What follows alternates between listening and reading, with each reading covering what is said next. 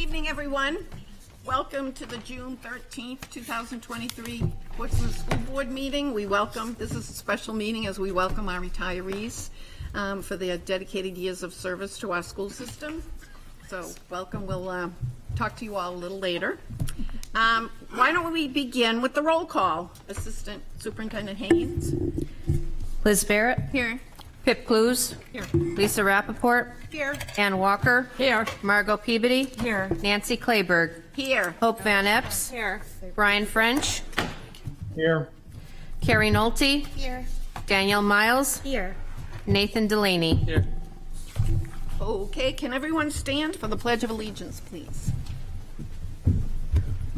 I pledge allegiance to the flag of the United States of America and to the republic for which it stands, one nation, under God, indivisible, with liberty and justice for all. Okay. Next on the agenda is announcements and recognitions, and I think we have a few announcements and recognitions. Do you want to start, Superintendent? Yeah, I'll. Laughlin? I think the challenge at this part of the year is that there are so many things to acknowledge and recognize. So I'll just broadly say that between parades and awards nights and dunk tanks and in different graduations and celebrations throughout the district, I just wanted to thank all the folks who have been involved in organizing those celebrations, all the folks who have volunteered to staff those things, all the fundraising that was involved in some of those opportunities, and then in addition to that, I want to thank staff, families, and students for doing the work to get us to a point where on an annual basis we have things to celebrate, as we reach the end of a year and have these opportunities to reflect on the successes of all the different folks in our system. So thank you to all. There's too many groups to name because of all the things we've been doing over the last several weeks. But just thank you to them all and to their contributions to our school community. Thank you. Anyone have anything else they would like to say? Hope? Morgan, Go ahead. you had your hand raised. Go ahead. first. I'll go after you. I just wanted to say we have some new administration in our district this year. A new principal over at the high school who I think has done a really outstanding job and deserves some recognition. And I also wanted to because I know they won't toot their own horn, but to our superintendent and our assistant superintendent, I think I really appreciate the enthusiasm you guys have jumped in with this year. I know that we still have a lot of growth and a lot of things to improve upon, but I do appreciate all of your hard work and I appreciate your dedication and just your enthusiasm for the job. So I just wanted to say a job well done in your first year. Thank you very much. Thank you, Hope. Margot? Several announcements, not to put Hope on the spotlight, but I wanted to thank all of our families that welcomed exchange students in for the year, opening their homes and welcoming the students. And for the students that took on the challenge, Nico will be missed. So thank you for that. I think it's a special part of our program. I know Superintendent McLaughlin touched on this, but I do think it's important to shine a light on celebration, graduation. I think I have been in multiple states and had experience with multiple schools, and I can't think of one that puts their values into practice as well as we do. We prioritize wellness, community, opportunity, and equity, and we have over 90% of our seniors participate. I think that's something to be really proud of. And the mountain of people that make that happen is phenomenal. But for me, I think the singing grace is that it really celebrates who we define ourselves as, and I hope that doesn't go away. Additionally, CAUSE has given me an update to share on spring sports, which is lengthy. I'll try to I'll try to condense it. The boys tennis team, they advanced to the Division II semifinals and were defeated in the semifinals 5-4. Unified track competed in 4 meets and did extremely well. Girls tennis they finished the regular season 10-4, which put them in 6th place for the Division II. So they battled Sauhegan in the Division II quarterfinals and ended up losing, but it was a very close match. Outdoor track, boys and girls track team had a busy spring and hosted the annual Clipper Relays, which has been a New Hampshire tradition for over 80 years. This year we hosted 27 schools at Portsmouth for the event. And in the Division I state championships held at Salem, the boys track team finished in 5th place and the girls team in 7th place out of 20 schools. Wow. Senior Jason Yeaton was 1st place in the javelin. And seniors Avery Crowell and Tyler Wilson both finished in 2nd place in pole vault and the 1,600 meter run. Baseball, the Clipper baseball team finished the regular season with 14-5 record Division I that earned them the number 6 seed in the playoffs with an 11-1 victory over Nashua. In the first playoffs, they advanced to the Division I quarterfinals where they lost. Seniors Elliot Miles and Matthew Minkler were named to the first team All-State for Division I. And senior Bowden Driscoll and junior Jake Carlisle were named to the 3rd team All-State. Girls lacrosse, the Clipper girls lacrosse team moved up to Division I this season after winning the last 5 Division II state championships and picked up where they left off, posting a 16-2 regular season and earning the number 2 seed in the Division I playoffs. They advanced to the finals where Portsmouth played Bedford, the number 1 seed, and fell just a bit short. All in all, a great effort. 3 students, seniors Avery Runke, Charlotte Marston, and junior Annie Parker all had 100th goal milestones this season. Wow.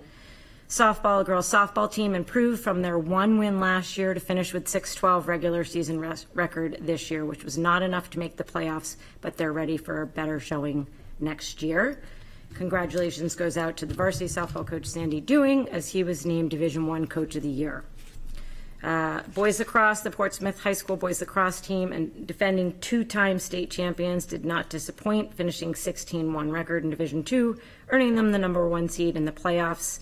Their team won the opening playoff game against Hollis Brookline and then played the number 4 seed in the semifinals, where they won by 11-4 and fell just shy of the state championships to Dairyfield with a 12-11 loss.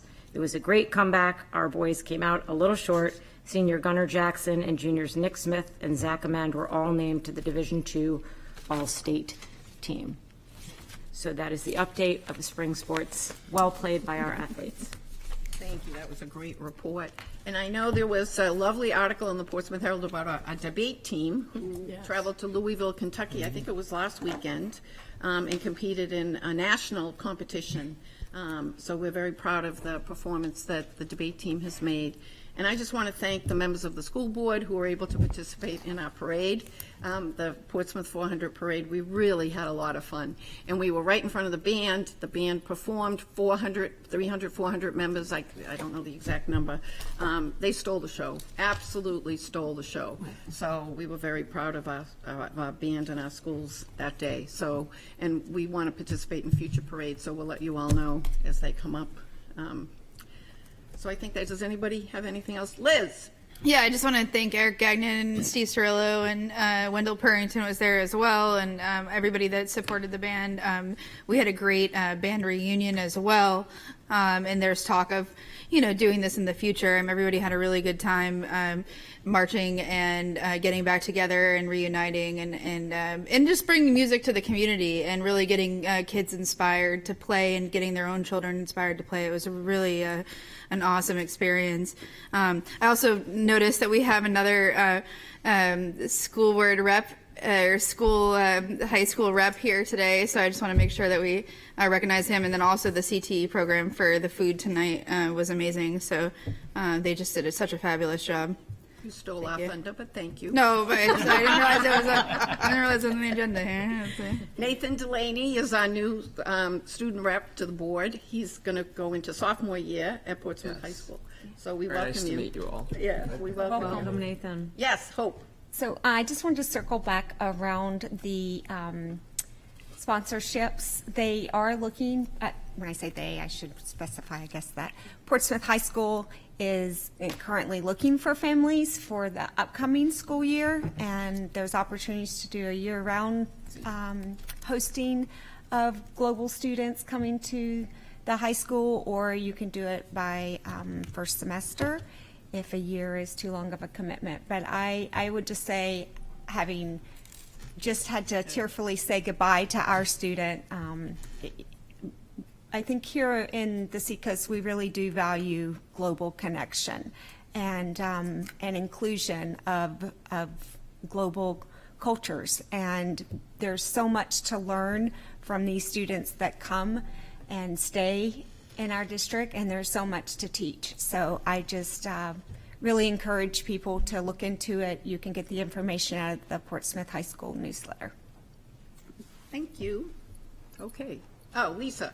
I'm going to do one quick pile-on for Celebration Graduation, because it is usual for many parents and teachers and people who work in the schools to volunteer and help out at these events. But the fact that the entire community contributes financially, keeps their businesses opened in the middle of the night, and welcomes in hundreds of very excited 18-year-olds, you know, at 3 a.m. It's a huge undertaking, and it really does show the best of it. You know, and I was at the beginning of it chaperoning, and I have never seen a group of students be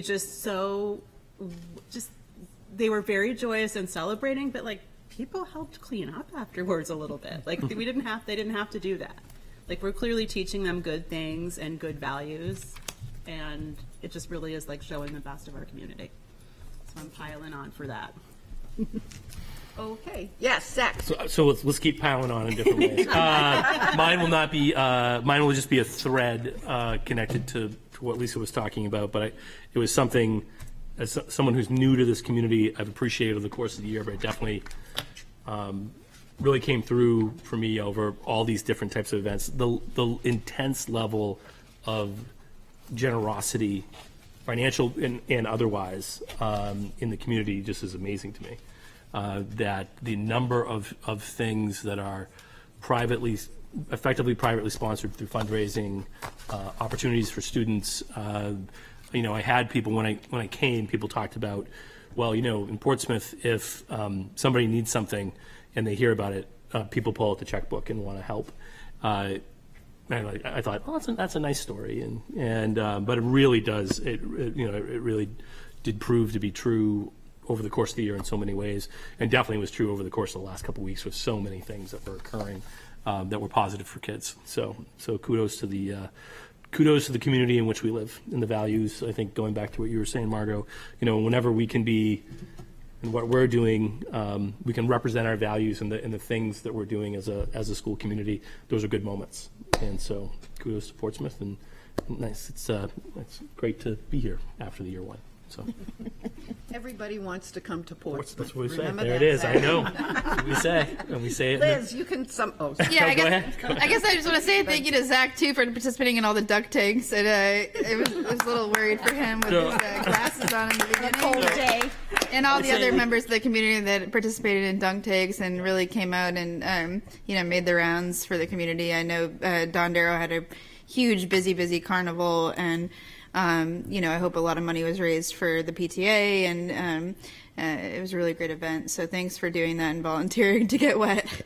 I would say I learned, so this is my first set of dunk tanks, ironically, and one tip that I will give anyone who, if people are like, hey, do you want to participate in the dunk tank? A dunk tank suit? 'Cause Ask that's what I for told the first Diggers. slot. You want the first slot. Okay. Oh, so it's At warm, New Franklin, right? I was 12th out of 12. It's a little chilly. Just, chili wasn't the problem. There were multiple showers when I got home. Okay, so All we're right. on. Yes. On that note, the next item on the agenda is the acceptance of minutes. We have, I think we can do this in one block unless others disagree. Okay, we have May 9th, 2023 workshop session, May 9th regular meeting, May 11th board retreat, May 23rd regular session. Move to approve. Okay, do we have a second? Margot, thank you. All in favor? Aye. Okay. Did you have? Oh, is there any discussion? I'm sorry. roll call. Oh, we have to roll call. I do have a question. Okay, yes, Pip. I thought that we had discussed at some point that when we have a roll call vote, that the yays and nays would be listed, the names of people's votes would be listed with their vote. On the Right about minutes that? of the meeting? Yeah. Okay. I thought we had agreed to that, but I could be wrong, so I just wanted to check on that, because I don't think they were listed. I don't remember the conversation, but I think it's good practice. Yes. Okay. So we Good can try If you to. could update them with that, that would be great. Okay. Thank All you. right, we'll ask Paulette to do that. Okay. Okay. Did you have something? Nope, Nathan? just Okay. Roll call. Liz Barrett, Yes. Pip Clues, Yes. Lisa Rappaport, Yes. Ann Walker. Yes. Margot Peabody. Yes. Nancy Clayberg. Yes. Hope Van Epps. Yes. Brian French. Yes. Carrie Nolte. Yes. Approved. Okay, thank you. We now move on to the public comment session. We have one speaker, Linda Fry. And Linda, if you could give us your name and address, and you have 3 minutes. So come up to the podium and welcome. Thank you. I would hope you would offer me just maybe a few extra minutes. Yeah, unfortunately, it's 3 minutes. This is really important, and something that is going to probably put a damper on all the happiness here, but we'll go for it. Get it close to 3 Okay. minutes as possible. So, do you need my address? Yes. Oh, okay. Your So name and address. My name is Linda Fry, Frey. I live at 23 Government Street in Kittery, Maine. I have a grandson that goes to Lister. And the subject that I'll be speaking about is racist bullying towards students of color at Portsmouth High School. I hope this concerns everyone in the school district, both parents and students at Portsmouth High School. This is incredibly serious. I am livid, and at the same time, I am incredibly sad. My grandson had racist slurs directed at him because of the color of his skin. It's disturbing and unsettling. We talk a lot about kindness when we talk about forgiveness and empathy, but what do we do when the discussion is around students of color and what they face every day at Portsmouth High School from their fellow peers? The racist slurs within earshot are devastating to these students to whom the slurs are directed. The few students of color in this town who come to school to learn and socialize are marginalized and made to feel less than by some of their peers who have the audacity to make comments about the color of their skin. My grandson is more important to me than life. I witnessed him coming into the world, and like all parents and grandparents, I fell in love instantly and wished him a great life with good health, prosperity, and love, a future filled with wonderful things that all people deserve to enjoy. Did it cross my mind that someday he might be hurt and emotionally distressed because of another person making him feel less than because of his skin pigment? Yes, sadly, I did. I'm certainly not living under a rock. I know this happens more than I care to think about, but I hoped my grandson would be spared. How incredibly naive of me. These types of slurs were directed at him starting in elementary school. Very young children were telling my grandson that he can only marry a black person, calling him the N-word and telling him that his mother can't be his mother because she's white. The school did literally nothing to help educate or reprimand these students. Elementary school is a very sad experience for him. I cannot claim to understand what it is like to be a person of color because I'm not, but I get the privilege of going through my day without standing out and generally not being judged. Students of color spend their days hoping to avoid any kind of racist remarks directed to them by their peers. Racism has long-term negative effects on students' mental health, school attendance, and educational performance. I also understand that not all students are responsible, but the students who are should explore Black history and the plight of slavery. This does not go away for people of color. It is embedded in their knowledge of their past, just as the horrendous acts during the Holocaust do not go away for Jewish students. Being bullied does not go away for students in the LGBTQ community, for example. You love your children, right? Imagine your child being bullied over the color of their skin and being bullied by students on a bus saying, hey, shouldn't you be sitting on the back of the bus? This happened to my grandson by his fellow teammates. Just imagine having your child stereotyped in a way that makes light of a person's culture and what they eat, such as watermelon, chicken, and collard greens. This was said to belittle my grandson further while riding on the bus with his teammates. These are some of your children being racist. These are some of your children thinking they are better than others, and these children are breaking the hearts of their fellow students. Bullies are incredibly insecure about themselves, and why? What is the purpose? Ask yourself this question. I tell you what the purpose is.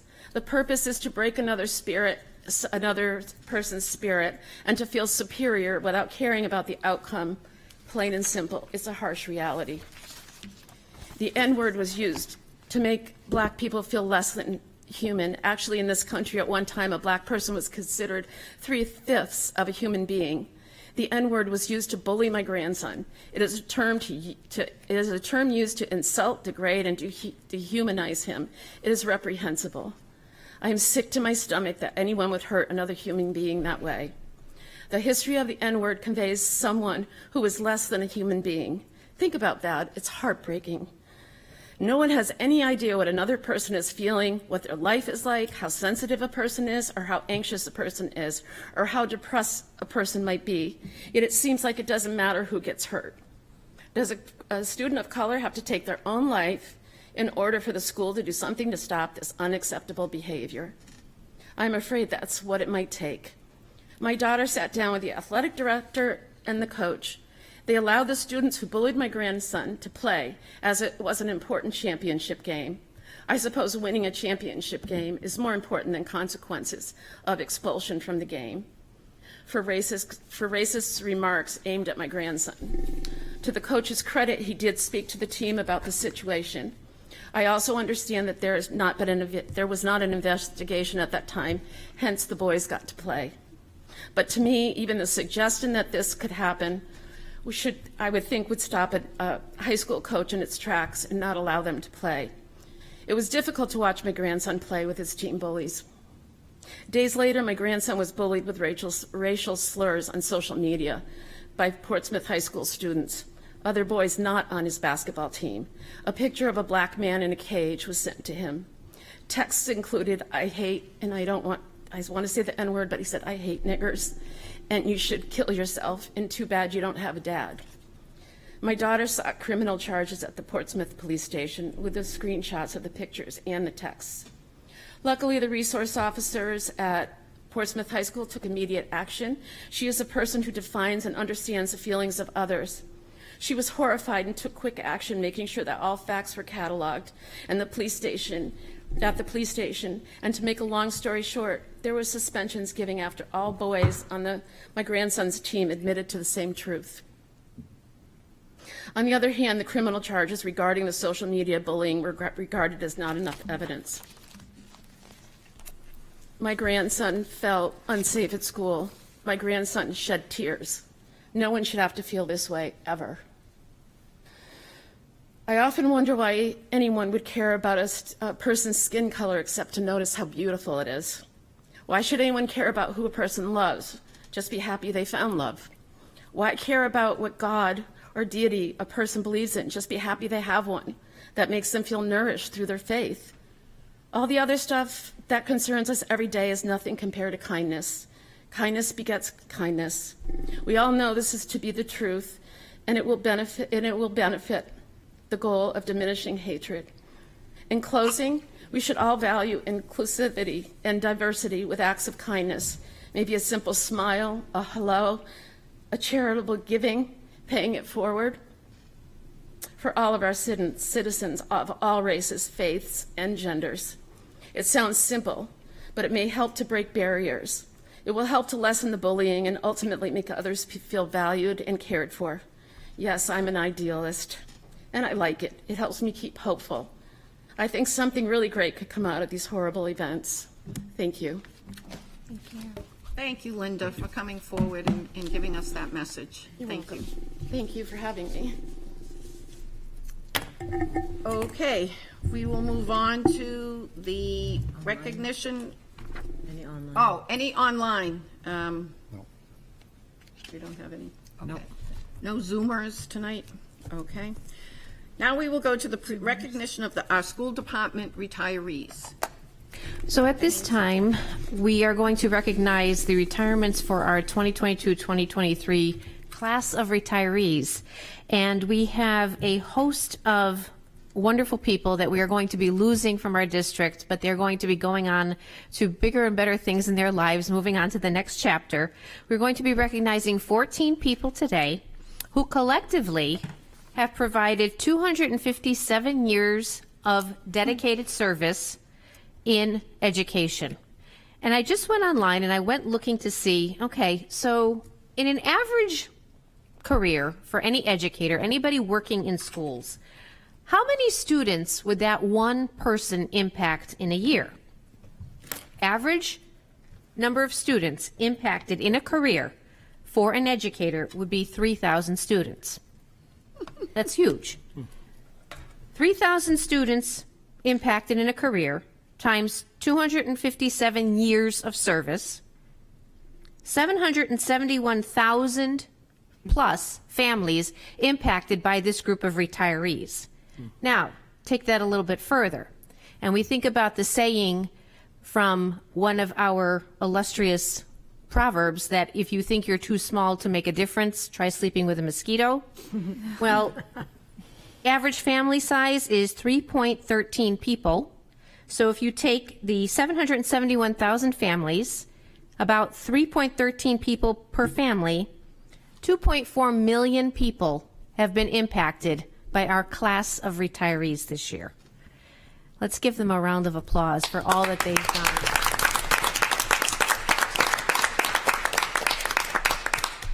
We're going to have them come up and we're going to recognize their dedication and present them with a token of our gratitude. At this time, Chair Nancy Clayburgh will be going down to the floor to meet our retirees. And Margot's going to help me. Great, Margot will be helping. Perfect. You guys are good at Perfect. It's almost like graduation It is like all over graduation. again. All over again. Except this is a little Graduation. bit shorter group of people. So our first person we'd like to recognize, Kat Anania, District IT Department, 25 years of service. Kat, thank you.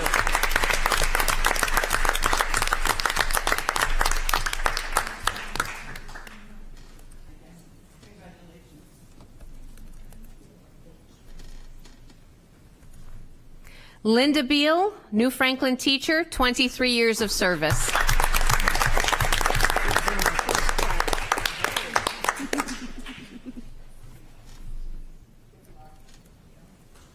Bonnie Burnham, custodian at Dondero, 4 years of service.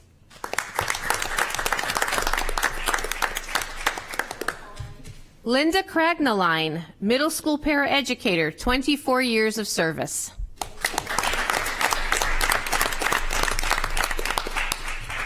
Ann Dolan, paraeducator at Little Harbor, 7 years of service.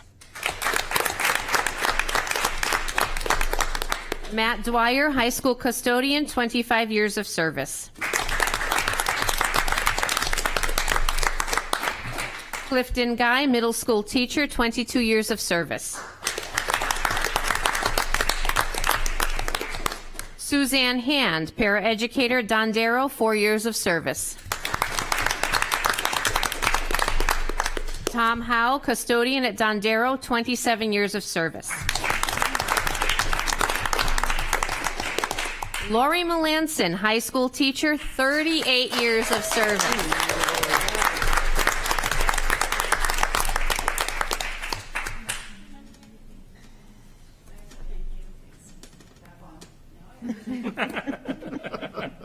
Nancy Moore, teacher serving our students district-wide, 13 years of service.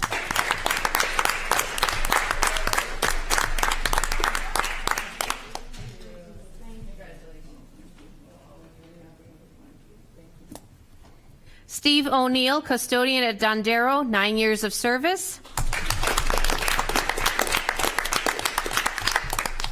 Beth Satir, teacher at PEEP, 14 years of service. Lori Wilson, high school teacher, 22 years of service.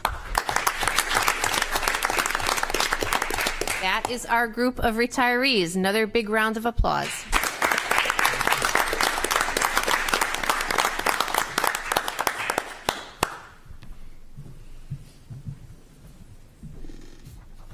At this time, the retirees are free to move about the cabin and start your next phase of life. Thank you for coming. Thank you, guys.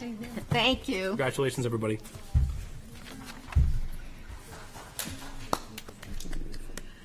Okay, we will move on to the superintendent's report. Zach, you're on.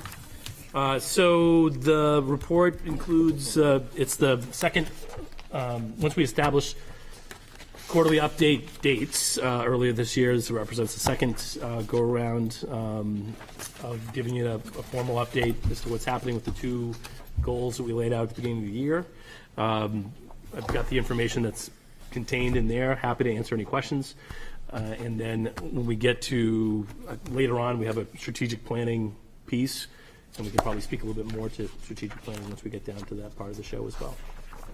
Okay. Any questions for Zach? Okay. Hope. I'm not sure. So I have a couple of things just on the superintendent report, but they're, I guess, also not directly related to this report that you put in here. All right. So, one, I wanted to give the opportunity, I was hoping we might get a report about the, like, Dondero numbers, since we had been emailed about that, and I didn't know if that email maybe, we had been emailed more than once, so I didn't see it on the email list, but I didn't know the date So, of that, yeah, if so it the fell dates- or not, but. In terms of our catching, in terms of what would show up in your packets, it would be your next cycle. So, and since it's now is public record and it seems to not be completely accurate, I didn't know if you wanted to have a moment to Sure. respond to that. I can do that briefly, and I'll apologize if there are, having not anticipated the question full, I understand we've got some emails on it, and I've had conversations with people. So if any of what I give you is slightly off, I apologize. No So, problem. But the core of it, the core of it is that there's concern. There are some parents who are concerned about the class size in the incoming fourth grade at Dondero. There have been a variety of. This was based on a restructuring of the alignment of where some of the how many teachers we had at what grade levels. There's been a variety of different numbers that have been thrown around that were not accurate about what those class sizes look like. Right now, those class sizes are in the 21 kind of range. So the communication, I think I've spoken with three sets of parents, maybe four sets of parents at this point. And the communication is basically with those parents has been effectively what people have asked. It feels folks have communicated with each other a bit, or that we added, some folks have asked that we add a module, like a mobile classroom outside. We hire another teacher. Anyone new who moves to the district is going to be rebused to somewhere else and not Dondero. Those are some of the potential solutions to what people identified as a problem, which was they felt uncomfortable with the class sizes in that particular grade. The conversation, I refer them back to the dialogue that has in the fall, where the board had a subcommittee that looked at what was happening across the district in terms of potential realignment of where we send people based on geography, and that we'd come to the conclusion in the fall that was not necessary at this time, but that I know that it's depending on what happens with housing stock and how we potentially, where we see families moving into the community is something we'll need to keep an eye on. And that the potential for further development that is at a price point that is affordable for families to the Ocean Road side of Route 1 continues to be something we'll need to keep an eye on. But I also talked about the fact that the board had taken proactive steps already to reassign the Kate Street condos to Little Harbor and the Beverly Hill development to Little Harbor as well, in anticipation that if families were to move into those areas, we didn't want to further burden Dondero, and we would offset Little Harbor where there was comparatively less growth. In fact, not even less growth, a decline in student enrollment. And then the other conversation I had with families that I've talked to is just that the solutions at this time are not only are we not budgeted for those things and probably could not pull those things off, but those types of solutions at the time, for me, are more disruptive than the problem they're trying to solve. And so that's where I've left those conversations with folks for the time being. Something where we don't anticipate a radical change to what we're doing with staffing or those groups at Dondero, but it's something that we'll need to monitor for the future. So being a new superintendent, I can only go off of what's historically been done in this district, and we've historically tried to keep our numbers at 22 or below, especially at the elementary level. And I guess I would like to know, as a board member, is that something that you support in this district? I think that, yes, because I've seen some communication where there was a quote attributed to me about that I'm okay with class sizes at 28. And I was like, oh, that's interesting for me to discover. So no, I think we have an interest in maintaining class sizes. All those things are always contingent upon conversations about budgets and what we're going to do with budgets. I think it's great that we are in a position where we have classes that are in the teens. If we can maintain that, that'd be wonderful. Right. And then my last question is regarding the superintendent report in general. I'm happy to request this as a future agenda item if that would be the appropriate place, or retreat. I'm not really sure, so I'll just pose the question. It seems a little thin to me sometimes in substance. And I would like to see also additional information regarding trends that are happening in our district. That kind of information to me is informative, especially around budget requests, budget approvals, understanding. But also, I think we are still in transition mode with new administration at your level as well as at lower levels of administration. So I would like to understand, as a board member, if there are changes. Obviously, policy changes come from the policy committee, but if there are changes in procedure of how those policies are playing out, or if there's things trending with curriculum, or what are the changes that are being implemented, I don't need to know that to get in the weeds of micromanaging operations, but it helps me as a board member understand what changes are occurring operationally in our district. When people then do reach out, our constituents reach out to us as board members.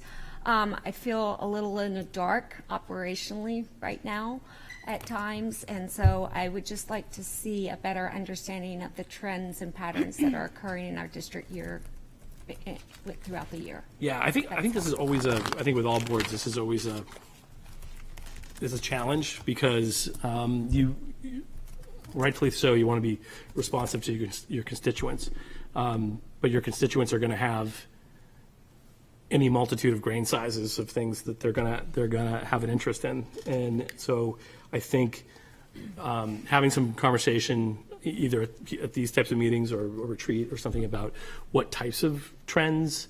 I won't be able to anticipate every trend a citizen might reach out to you about.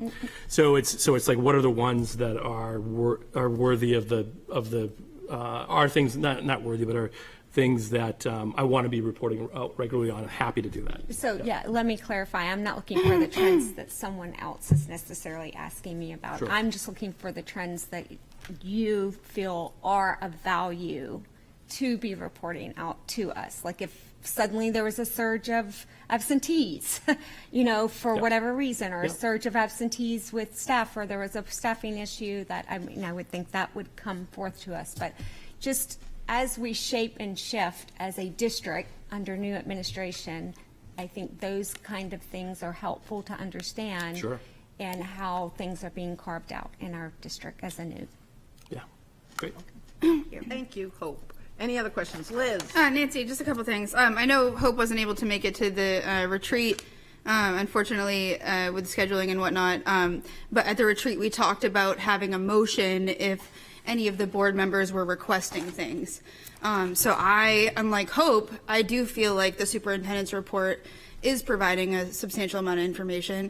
I don't necessarily need to see numbers and trends, and I'm not requesting that. So we had talked about that being a motion. If you want numbers and trends to be on the superintendent's report, that needs to be a motion that's made in a meeting, have discussion about it then, and then we can vote on it and decide whether we want the superintendent to do that. If the superintendent graciously wants to include whatever tidbit he wants to include, great, but if we're asking stuff of the superintendent or we're asking stuff of Nathan or anybody else in the administration, it needs to be a motion on the table. We need to vote on it, because just because Hope's asking about it or Carrie asks about it or I ask about it or anybody asks about it doesn't mean the rest of us want it or need it.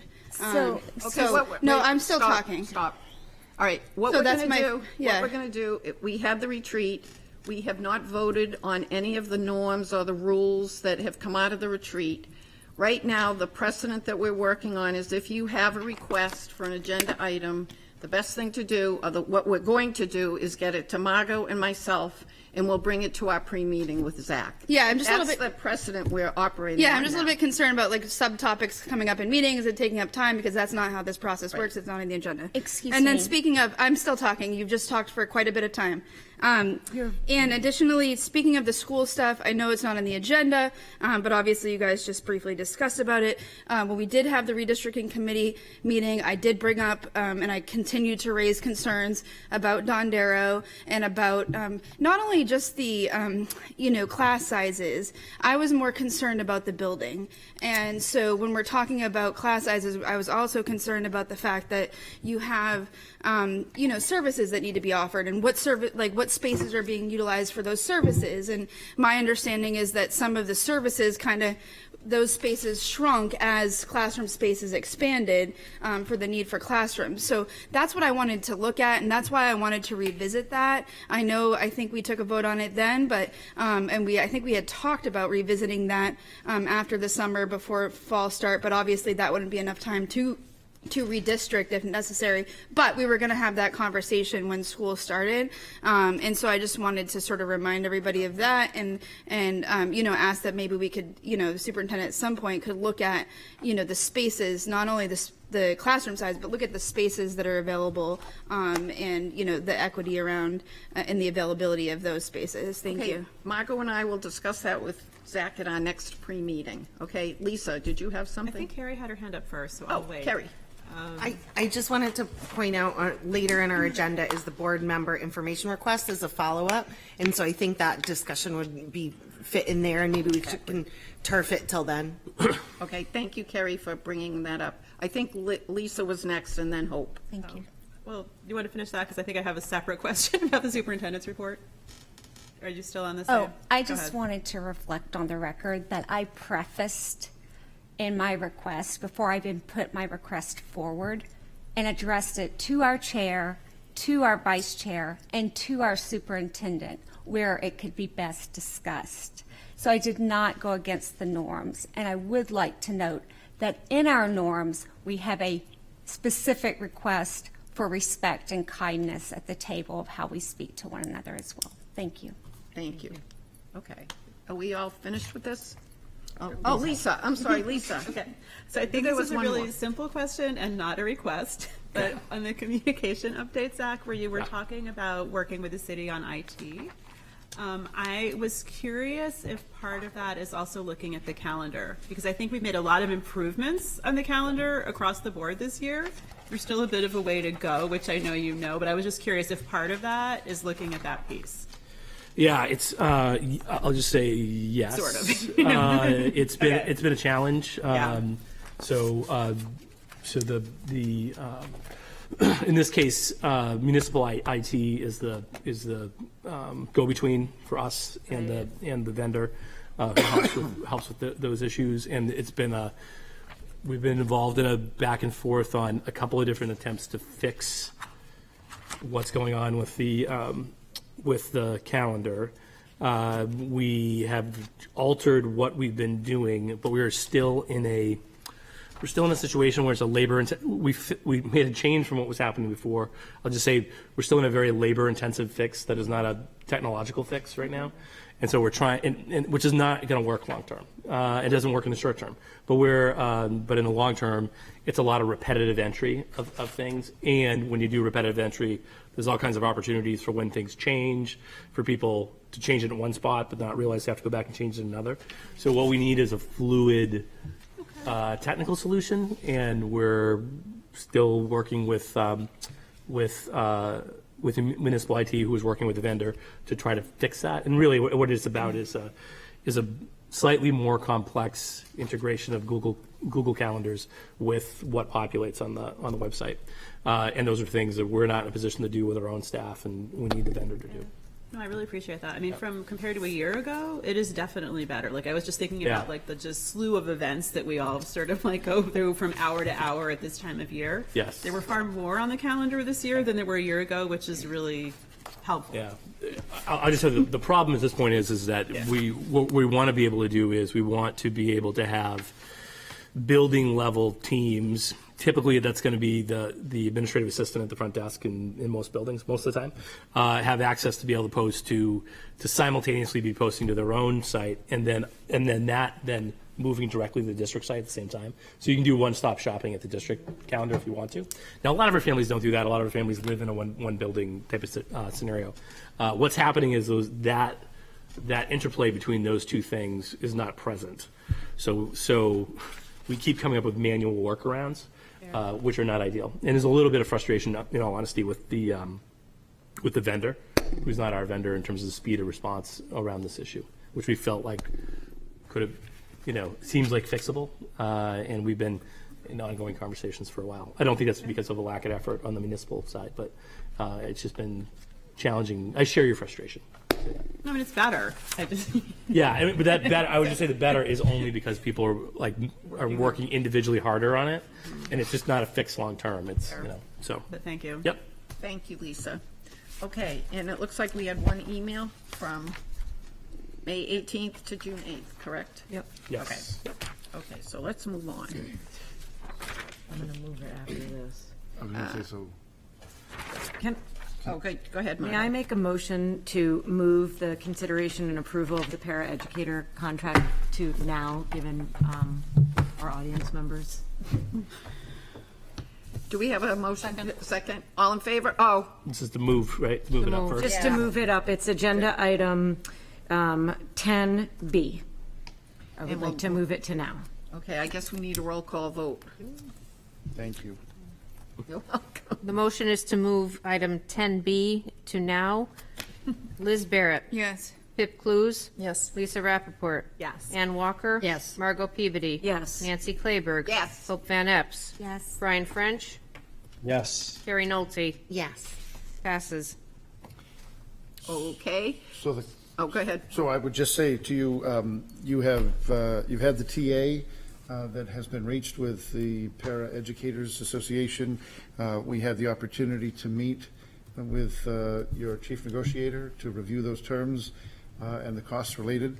And I know there are representatives of the union here tonight, and I thought it might be nice to get them back resting for tomorrow. Okay. Thank you for moving that up.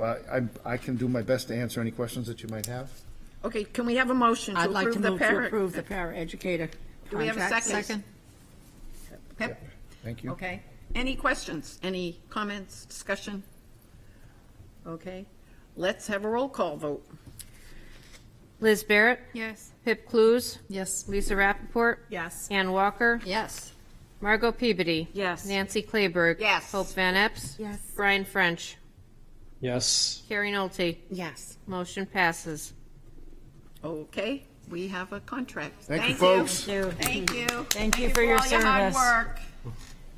Okay, next item on the agenda, we'll go back to where we were. Correspondence. Zach?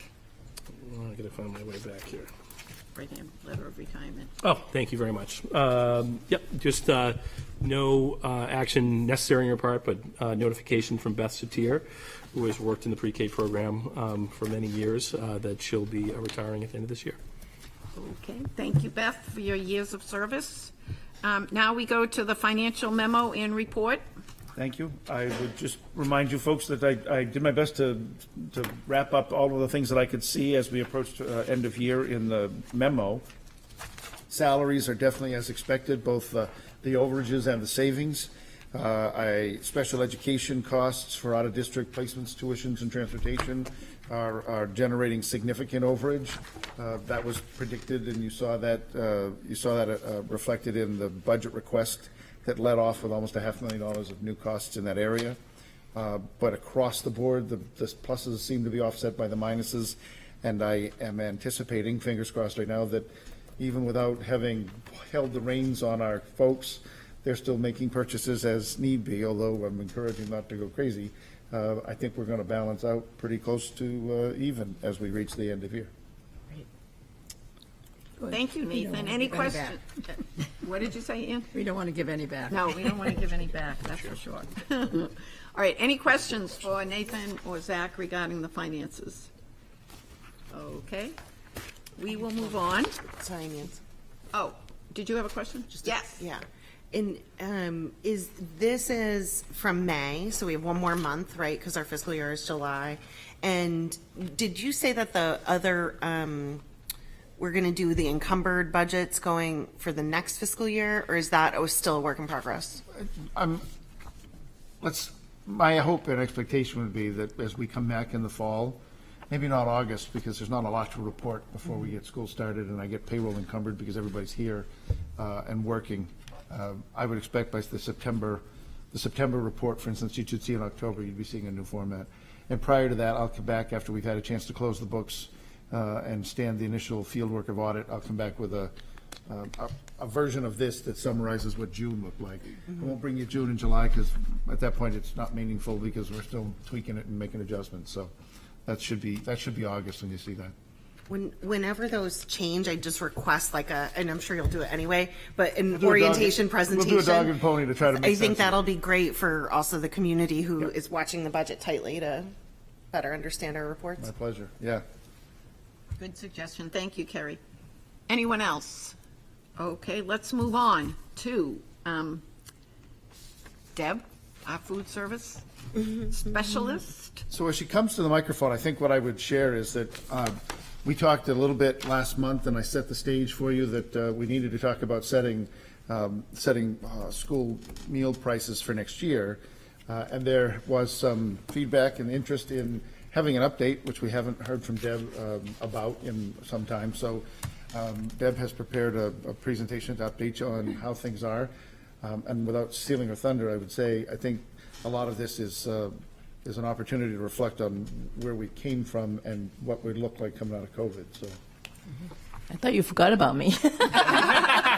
You can go home now, Deb. Sorry I couldn't be able to meet and greet everybody, but I was in the kitchens, I was delivering food, I was short-staffed, so I just want to let you know that about me, I have 35 plus years of food service experience from fast food, fine dining, weddings, and I came from Phillips Exeter Academy for 15 years to here.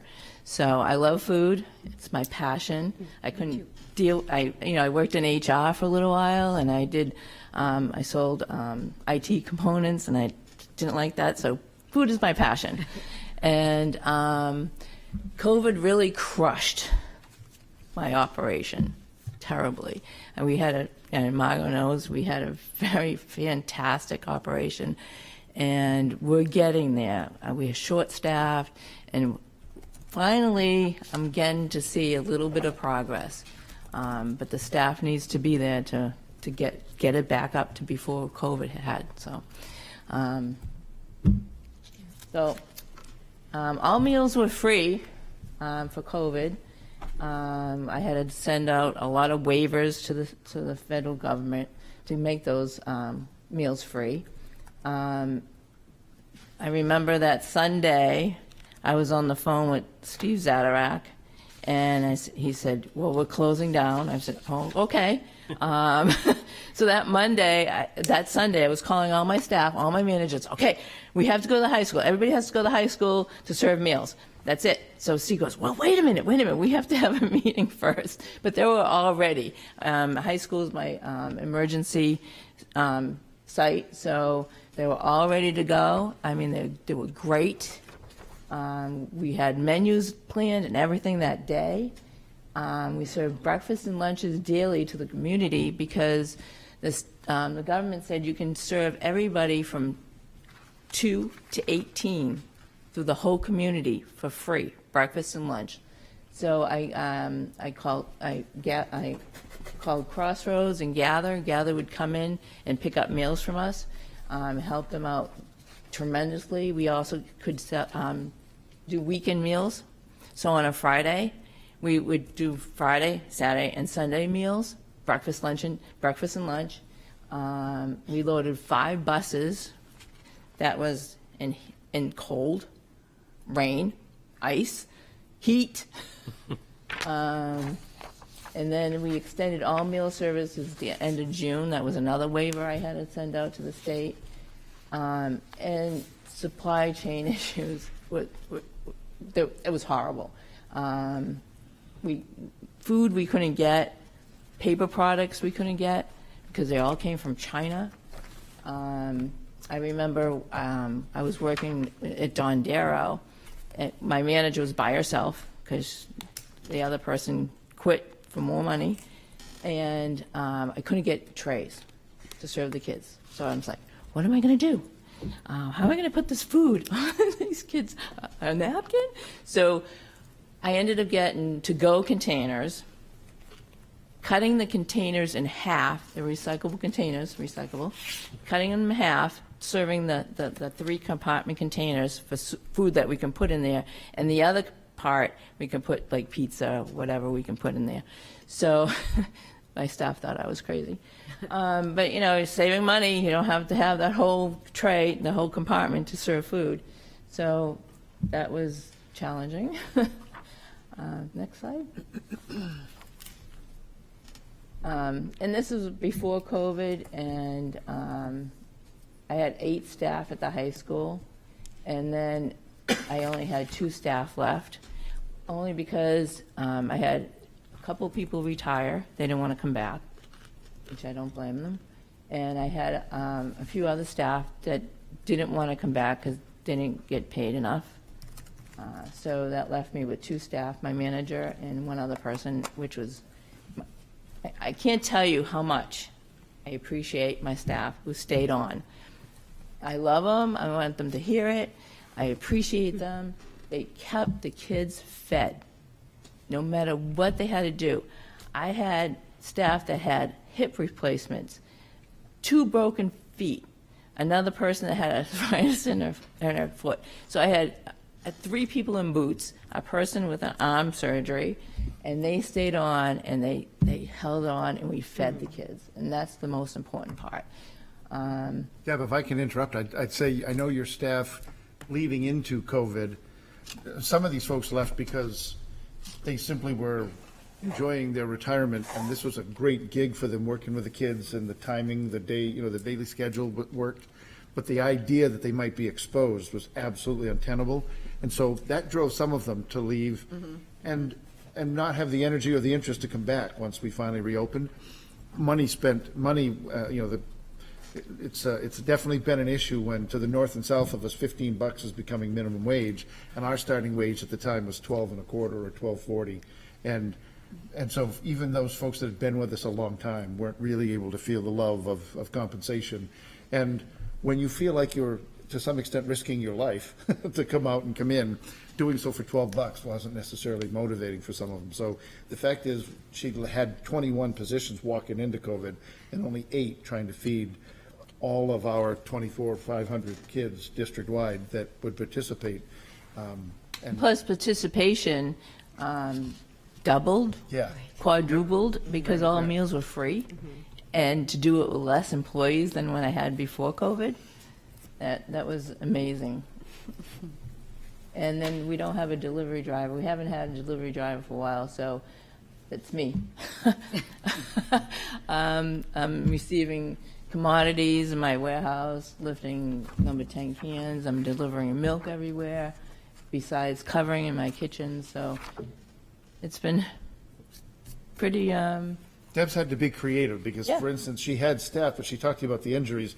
She's got staff, but when the truck arrives and you got to offload a couple of ton of material and get it into the warehouse, her staff, some of them just weren't able. I mean, they weren't ready for that. And thankfully, he's drawn down on Mr. Lynchy and some of his crew to help cover that. So thank you, Arthur. when she doesn't do it alone. So for filling positions, we advertise on the City of Portsmouth's website, also ZipRecruiter, Indeed. I got I tell you, I ghosted many times. I can't tell you how many times. Like, people would say, yeah, I'm going to come in. They actually went to the point of getting all their paperwork, going to the police station, getting their fingerprints, and never show up. So that's, HR department, me, the police station, and I just didn't get it.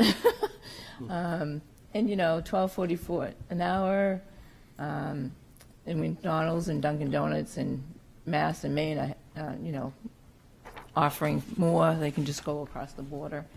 So the rate of pay has increased. I'm slowly employing staff, and it's based on experience. I just hired a woman that worked in a nursing home for many years. She was a director of food service and in Maine, and she was a very small nursing home, and she just couldn't take working there anymore because she was working so many hours. And what they did is that they would have her work many hours, and they wouldn't have the employees work overtime because they wouldn't want to charge her. They wouldn't want to rate the money for her. So, we're getting there. Slowly, I'm getting, next year is going to be hopefully getting better. High school is still short. My manager at the high school, she has a culinary degree, and she feels that she could only do the minimal for the last couple of years, and she wants to do more, but with only 2 people in her kitchen. So we have a pizza maker, and they finally charged up the pizza maker, and they're making homemade pizzas, and she's like looking at menus, and she wants to be creative. That's what she wants to do. But you need staff to do that. So she's hopeful. And my middle school, my manager there is great. She has awesome staff now, very motivated, experienced, and New Franklin, I have 2 staff, but I also have, probably next slide, but anyway, I have 2 staff at the Little Harbor, 1 short, and the 1 person that's short is for the salad bar. They used to do the dish room, salad bar, and help serve. So that's the 1 person. Same thing as at Don Darrow. So once I get those 2 people, it's like 3.5 hours. I could do the salad bars again, which I really want to do. The kids loved them, and I think I'm going to be the delivery driver forever. So while you're shouting out to folks, I think it's fair, you all want to know, in one kitchen, when a kitchen manager went out and the other employee had to step up and manage, she called home and had her sister come in, and she worked for the months that it took to get the other employee back. In another kitchen, the manager dragged her father in. And I mean, there were, we've been through a year and a half solidly when every Monday morning was a little bit, I certainly didn't expect to see Deb in the office, but the question was, when she left on Friday night, she was shaking her head saying, we won't be serving lunch on Monday. And she managed, but she managed because it was very much a community effort, and folks were bringing in, kids were in the cafeteria having lunch one day, and the next day their parent was out back cooking because they managed to just catch Deb's eye, or Deb caught their eye as they were picking the child up after school. So I appreciate how much people jumped in and helped. You can see that she only had 8 people walking into the year. So well, besides trying to help serve food and deliver food, I still have to be a director and do all the government claims and all the paperwork and loads of stuff. So I would be in central office at 6 o'clock in the morning and running around and then leaving there and going to the kitchens at 8 o'clock and help them do, prep work and stuff. So now we're back to the real reason why I never connect with you, because I'm not a morning person. I knew somehow we'd get that out. So I just went the federal guidelines. I don't know if everybody knows this, but we have to serve 5 components, and which is, grains, fruits, protein, milk, vegetables, fruit and vegetables. And they can take all 5, but they only have to take 3 components of these. One of them has to be a fruit or a vegetable, and they take as many fruits and vegetables as they want. And you know, I've been at New Franklin, and I saw this one student. She had her entree. She had 3 bananas, an apple, and a bag of carrots. I said, "You can eat all that?" She goes, "Yeah." I said, "Okay." So. And because the federal government feels like the obesity is obviously in the news, and they want to have kids eat more fruits and vegetables, so that you know, we can offer them as many fruits and vegetables if they want, if they're still hungry. I know that we've got a full agenda, but I want to just jump and say another thing that you folks might not know. It's worth knowing. The National School Lunch Program allows for 2 different methods of service. You can either offer or serve. We generally have an offer program where, although the meal must be compliant as a student comes through, they can choose what they'd like. We just offer it up for their consideration, right? Through COVID, we went to the serve model, which was, here's a compliant meal, even though you don't want the apple, even though you might not want the this or the that, we're bagging it all up for lack of, you know, for low content and to make the lines move as quickly as we can, given staffing concerns, which led to some waste. It led to, hey, we need a donation table. If you don't want it, put it out here. A lot of those things really ride the fine line with Uncle Sam and some of the regulations. I think we weathered it, and I also think Uncle Sam was in less of a law enforcement kind of mode through that period, right, of the pandemic. But we're back now to offer in general, and I know that one of the next slides is about salad bars, because you talked about, you know, some of the... Well, when you're loading buses, you can't have kids choose, so you have to give them all the 5 components to be compliant. So you had to give them all 5. If they ate it, they can give it to their friends, hopefully. Been a lot of questions about salad bars, so I thought... I know. Yeah. So when I first came here, I had middle school. The middle school was a new kitchen, and there was a salad bar. I didn't design it, but it was a salad bar in there, salad bar, deli bar on one of the cold sides. And I designed the Little Harbor kitchen in Dondero. So I said, well, I want salad bars in the line. So we have a salad bar at Little Harbor. In Dondero, the salad bar right on the main line. And New Franklin didn't have a spot to put it. It's an older kitchen, which I would like to have a new kitchen. Anyway, so we were trying to figure out where we could put a salad bar. So in 2019, I applied for a salad bar, in Chef Ann's Foundation, and I didn't hear anything. So I was like, well, I didn't get it. Because Chef Ann's Foundation gave me 2 salad bars at the high school a few years ago, and it has to be donated by, like the potato donation. I had the potato foundation in the United States donated those 2 salad bars to me. So there had to be somebody to, you know, donate the salad bar. So I said, 2019, I didn't hear anything. So, well, okay, I didn't get it. So just like 6 months ago, I got this email saying, you have a salad bar. I was like, really? And that was for New Franklin. It's already at New Franklin, just has to be put together. And we're going to put it out in the fall and next school year. I already have a staff to source it, prep it, watch it, and so we're pretty excited about it. She's excited about it too. She wants to do all kinds of new recipes, and so. But I need 2 people. I need 1 person at Little Harbor and 1 person at Dondero to be hired so I can open those salad bars. And it's a 3.5 hour position, and they would do the salad bar, kind of run the dish room. Kind of combination. That's what Little Harbor down there.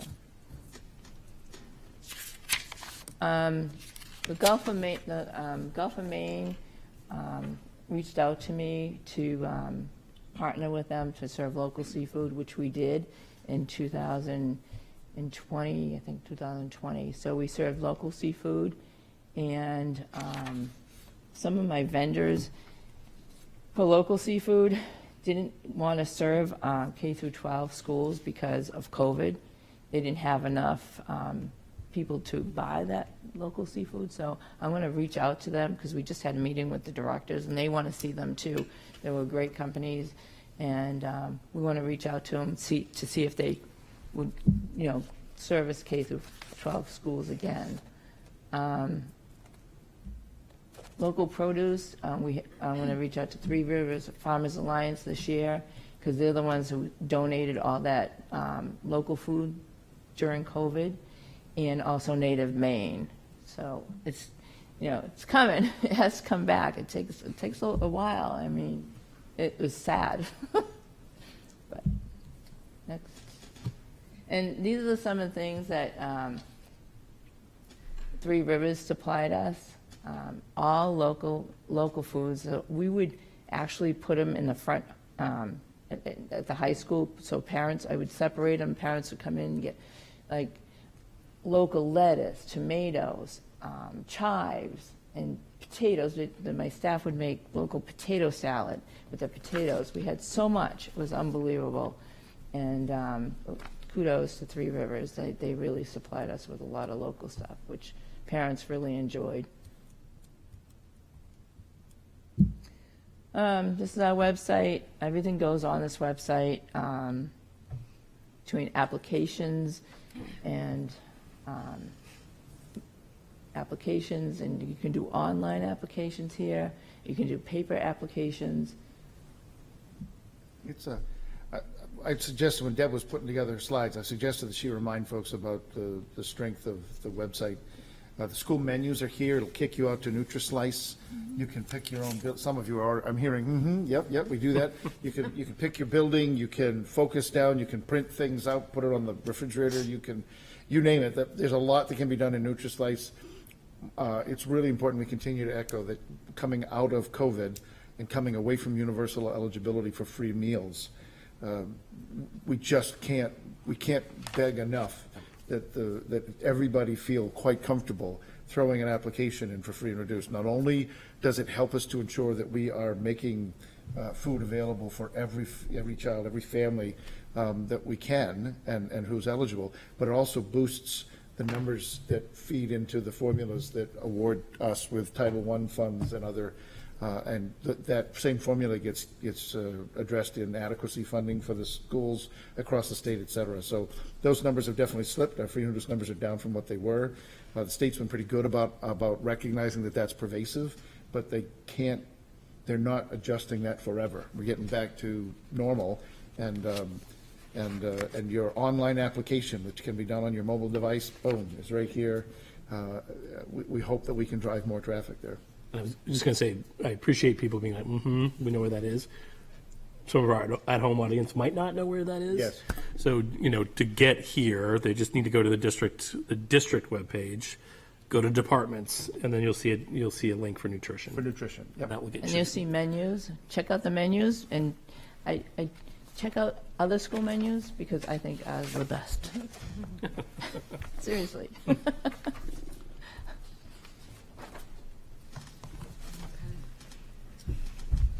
Yeah, we're trying to recover and slowly. We're starting to get staff because we're offering them more money. Some of this was a slide. It was a transition slide. After you left. There you go. Right. So surprise, looking at it, I'm Deb. Surprise, Deb. I'll just say on the longer term things, and it goes to, it actually thematically goes back to something Margot was mentioning at the top about values. There are, right now we're dealing with, there's operational challenges that are a result of COVID, but there are the level of difficulty of implementing what you want in food service are connected to value choices you make. So if you want more locally sourced foods, level of difficulty goes up. If you want us to be very careful about are all our products being products that can recycle, level of difficulty goes up. If we want to, like in this case, depending on what the concern is, I think I talked about this at another board meeting, depending on what the level of concern is about the revenue the program brings in to support itself, then you get into conversations about big revenue streams connected with school nutrition programs tend to be connected to a la carte stuff that happens at high schools. When you have an open campus, that a la carte business a lot of that a la carte business walks out the door into town. But it still might be with all of those types, and there's a lot more, there's a longer list of things that we might choose that we want to do. With all of those decisions come challenges around implementation. And I just want us to always be thoughtful that it's like when we make those types of choices, there are repercussions. In this case, the program running a deficit, not in a way that is beyond what we've done before, but it exists partially due to those value choices, and some of the things that we want to implement are very difficult to implement without community partners, people that can do some of those things, whether it's Gulf of Maine, whether it is local farmers, all those types of things are all things that require a lot of work. And if Deb is running around stacking commodity cans and driving around between places, those opportunities to form those partnerships are less likely to happen. So anyways, there's not any one particular thing I want you to consider right now. I just, for the future, it's when we're thinking about this program, there's a lot of programmatic decisions which have an impact on our ability to deliver. So Deb spent today warming up by visiting with the School Nutrition Association, the National Professional Association for her world, because she had to re-up her certification and test today. So when I called her and said, "Oh, by the way, you'll be presenting at the meeting of the 13th," she said, "I have to go take a test that day. I'll be fried by the time I get there." 8 hours. 8 hours she's been in class. There you go. So it was like, In a recent publication from SNA, the School Nutrition Association, they surveyed 1,290 food service programs around the country, and just over 89% referenced budget challenges as a significant revenue generation and expenses rising. They referenced supply chain challenges, which the federal government continues to try to address with some of their funding alternatives and opportunities. The waivers are going away, but they did just approve $1.2 billion last week in additional supplemental funds that will pass down to schools to support them or help them address the supply chain challenges and some of the rising costs of having to purchase products that they wouldn't necessarily have purchased because of their expense or their particular nature, but they're the only products available to them, and they have to continue to provide the service. That same survey suggested better than 92% were concerned about the staffing impact of having to raise rates to be competitive, to find workforce to fill the jobs. Interestingly enough, they suggested that, well, I say interestingly, you might find it intuitive, that with the end of universal availability or eligibility for free meals, there has been a decline in the number of meals served. And the numbers they quoted were breakfast meals down almost 30% in number, and lunches 13.2%, I think. Remember, though, the nature of those districts responding to that survey across the country, all very much varied, very different. But I thought it would be important to share with you tonight. I dropped these at your table because they were not in the packet, but I just wanted to share with you, in a comparison of last year, 21-22, when we had universal eligibility and everybody who was interested in a meal received it for free, and today, at the breakfast table, we've dropped off right now at a pace that's about 45%, so almost cut in half. And Deb had said, I didn't give you the preceding, which was what we were doing in 1920 before the COVID emergency was declared, but the lunches are down now almost a third in terms of the number of counts.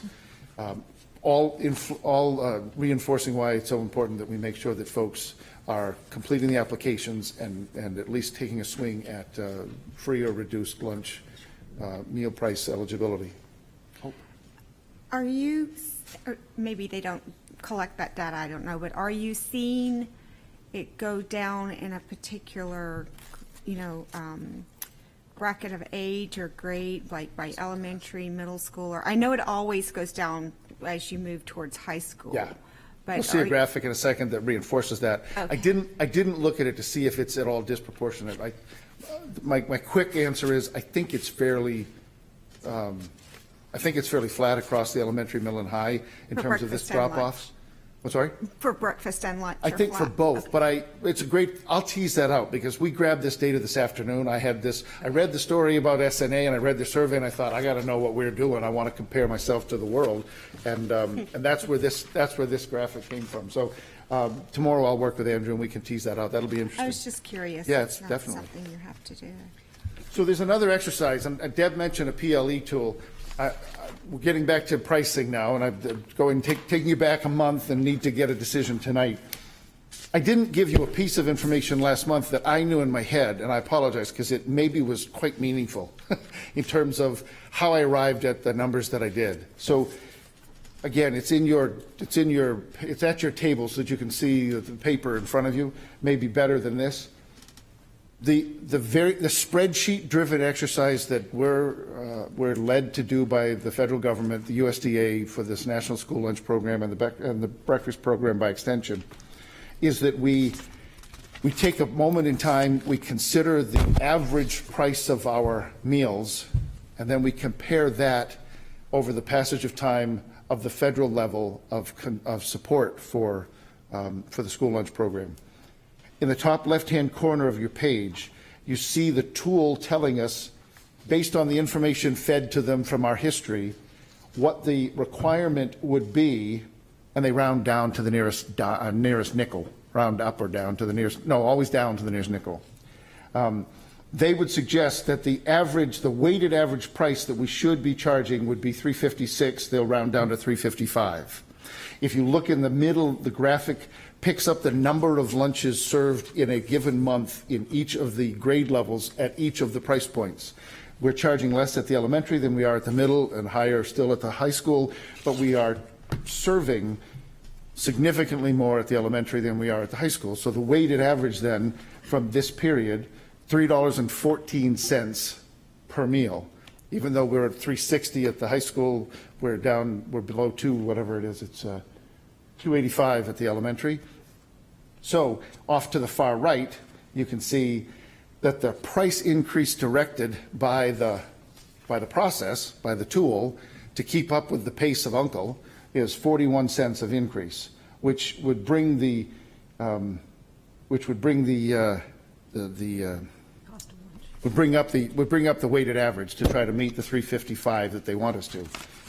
If we were only to do the required 10 cents, because that's what the federal law says, you only have to increase at a 10-cent increment each cycle, we would carry 31 cents of obligation to raise the prices next year. Now, I will tell you, there are places across the country who are using this to the fullest extent, and they are raising the dime when they have to, and the gap is growing ever wider between themselves and the federal government's rate.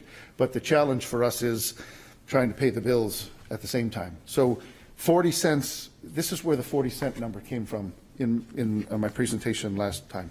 So this was in your packet as well, the action item, looking for a decision, recognizing that any increase is a challenge for families in general, and would mean no disrespect to anyone, nor do we suggest that this is an easy decision, but this is the graphic that we led you through last month, and right now, in order to keep pace and to recognize that we have a program like so many around the country that are fighting against rising material costs and rising staffing costs and are falling behind in terms of trying to pay for ourselves in this program, we'd recommend a 40% a 40-cent increase at lunch prices and a 25-cent rate increase for the breakfast prices. And you'll see there that that'll take elementary, middle, and high breakfasts to $1.75 and $2 respectively, and take lunches to $3.25, $3.75, and $4 respectively.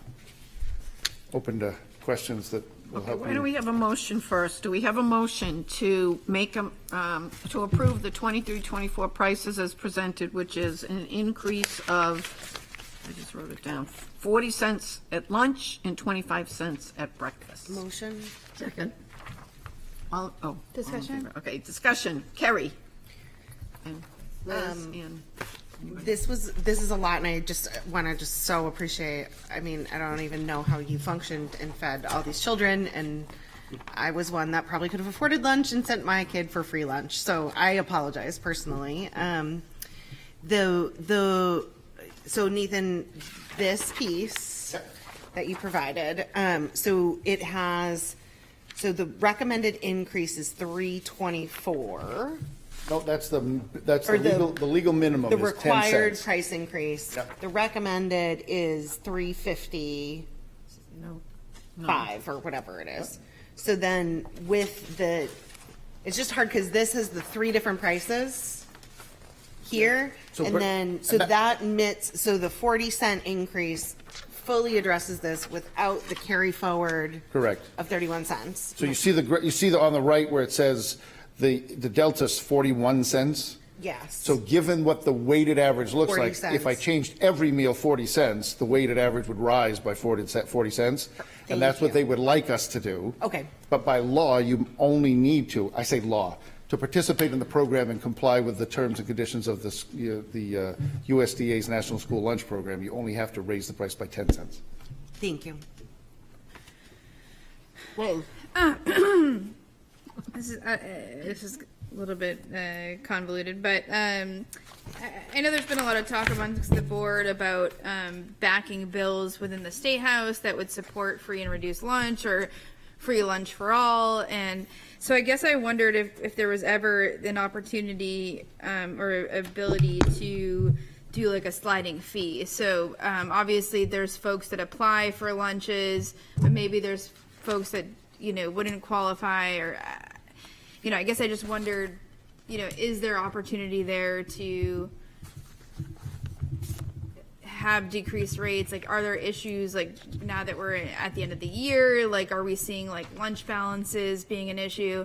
And then I guess, and a last question to all of it, how much does the program fully fund itself? And, could the city subsidize? Like, if we're asking the state to subsidize because we believe that every kid should have a free lunch, is there an opportunity now to subsidize or request a subsidy from the city so that there would, minimize the increase essentially? So I was just going to say, so during the city deliberations around the budget, one of the first sessions we had a counselor who asked us specifically what would it, that felt good about what had happened during COVID, and then asked us at the first session to put a monetary value on what if we were going to continue to provide free lunch post-COVID, like what would it cost, and I think the counselor was asking us in terms of our own budget and what we could do in relation to our own budget. Now, our budget is the city budget, but and we had estimated, Nathan, we had given $2.5 million, I think. 2.5. Yep. Yeah, $2.5 million to maintain across the board universal access on an annual basis. I want to go one step further, and I think there's another conversation that Deb and I need to have and talk with our principals, and we've dropped breakfast by roughly half. That's from right about 20% of kids who were taking a free breakfast while it was universally eligible, or while we were all universally eligible, 20% of our population. Now it's down to about 10.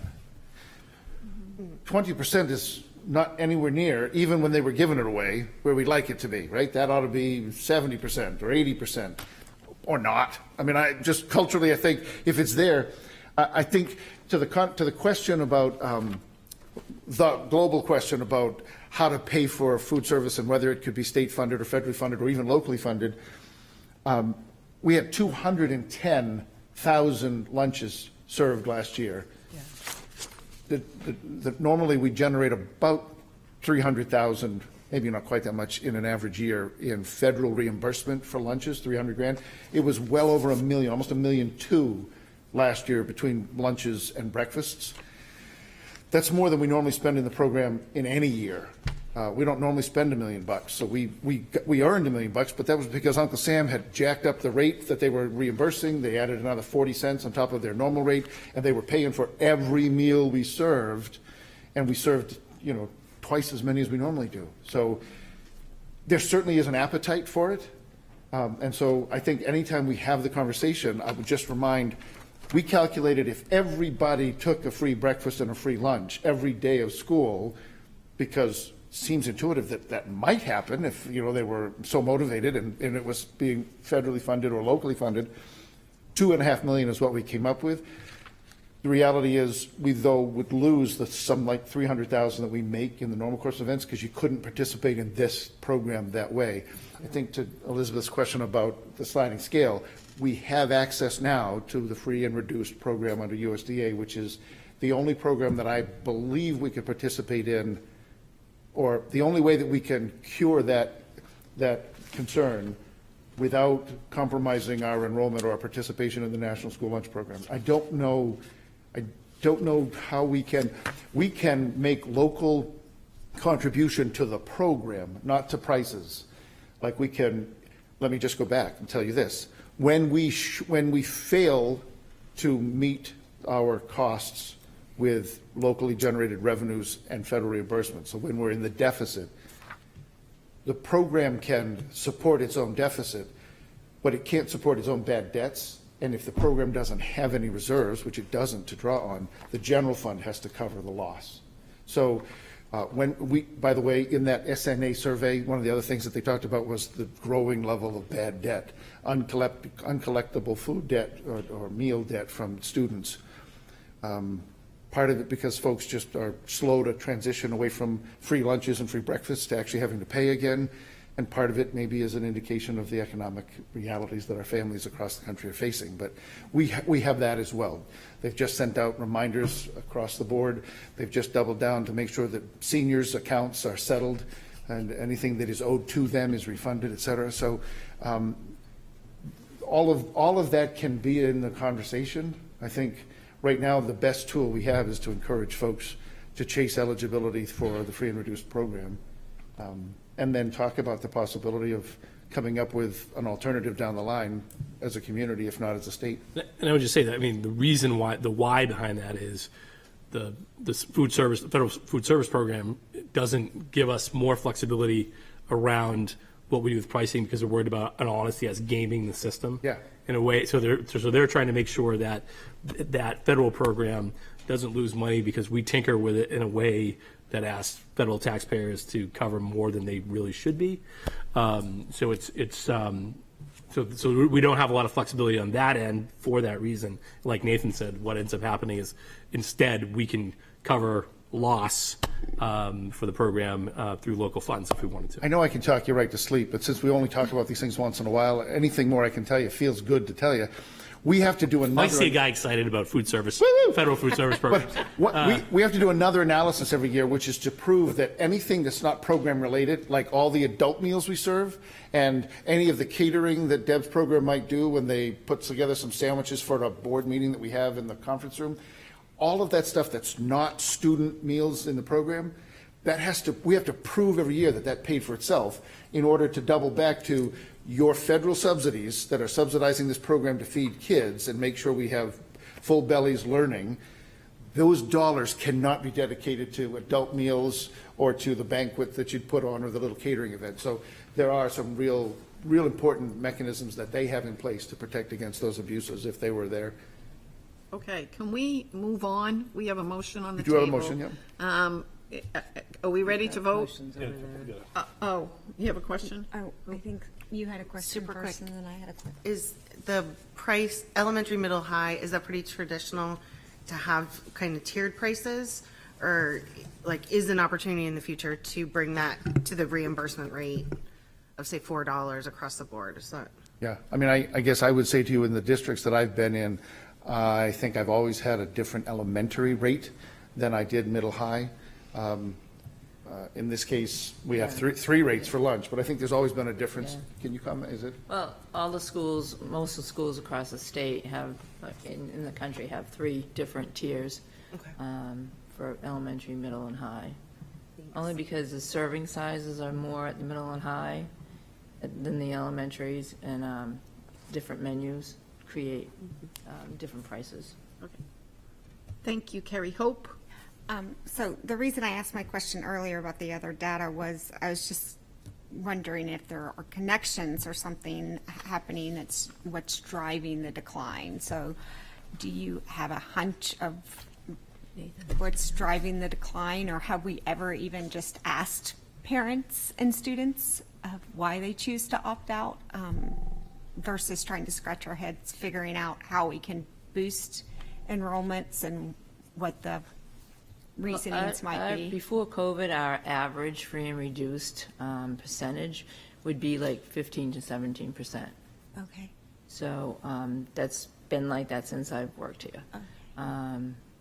I don't know if parents aren't filling it out, or parents, there's no need. So it'd be like 15 to 17%. Okay, thank you. And that's where it's down to now. Okay. I think Nathan has a comment. Yes, to go off of what Hope said a little bit, I see on the Nutrislice websites there are very different menus for the elementary, middle, and high schools. And with the prices to raise with all of the schools, guess what I'm asking is, if we were able to see if the high school was going down more than middle and elementary schools, if we could tie that to menus, if we could tie that to something, because right now it's more just they're going down. We don't really know what the cause is. And the menus, I mean, New Franklin looks great.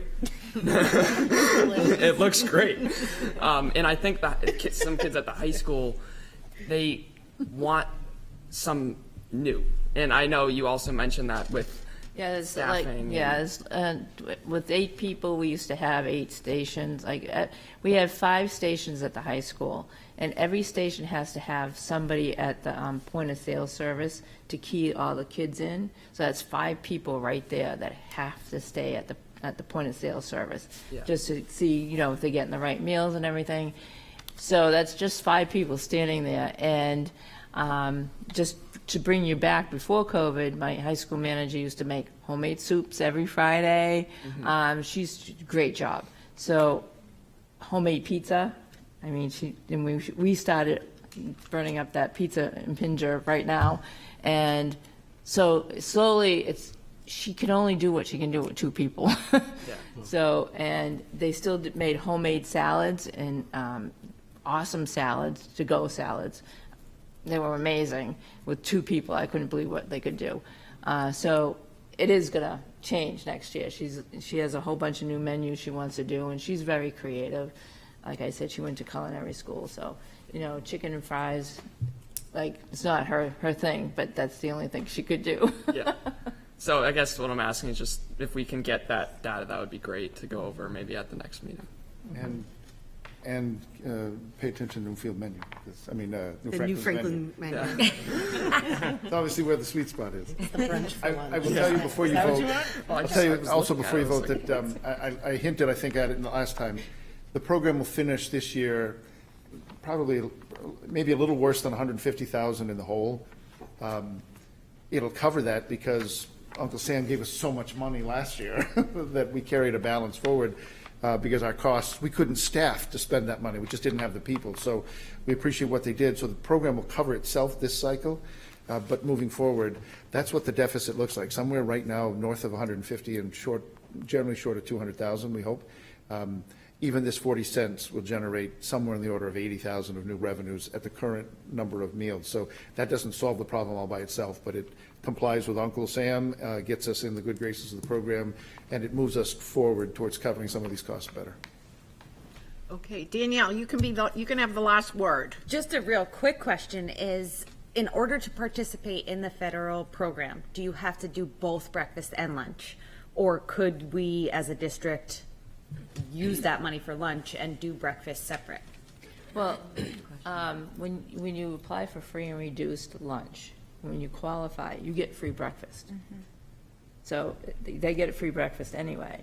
So if they qualify for a reduced breakfast or a reduced lunch or a free lunch, we're getting the money to support the breakfast no matter And what. They get, the state, actually, we used to do free breakfast anyway, but the state, actually, a couple of years ago, said that everybody gets free breakfast, but we were already doing it. Okay.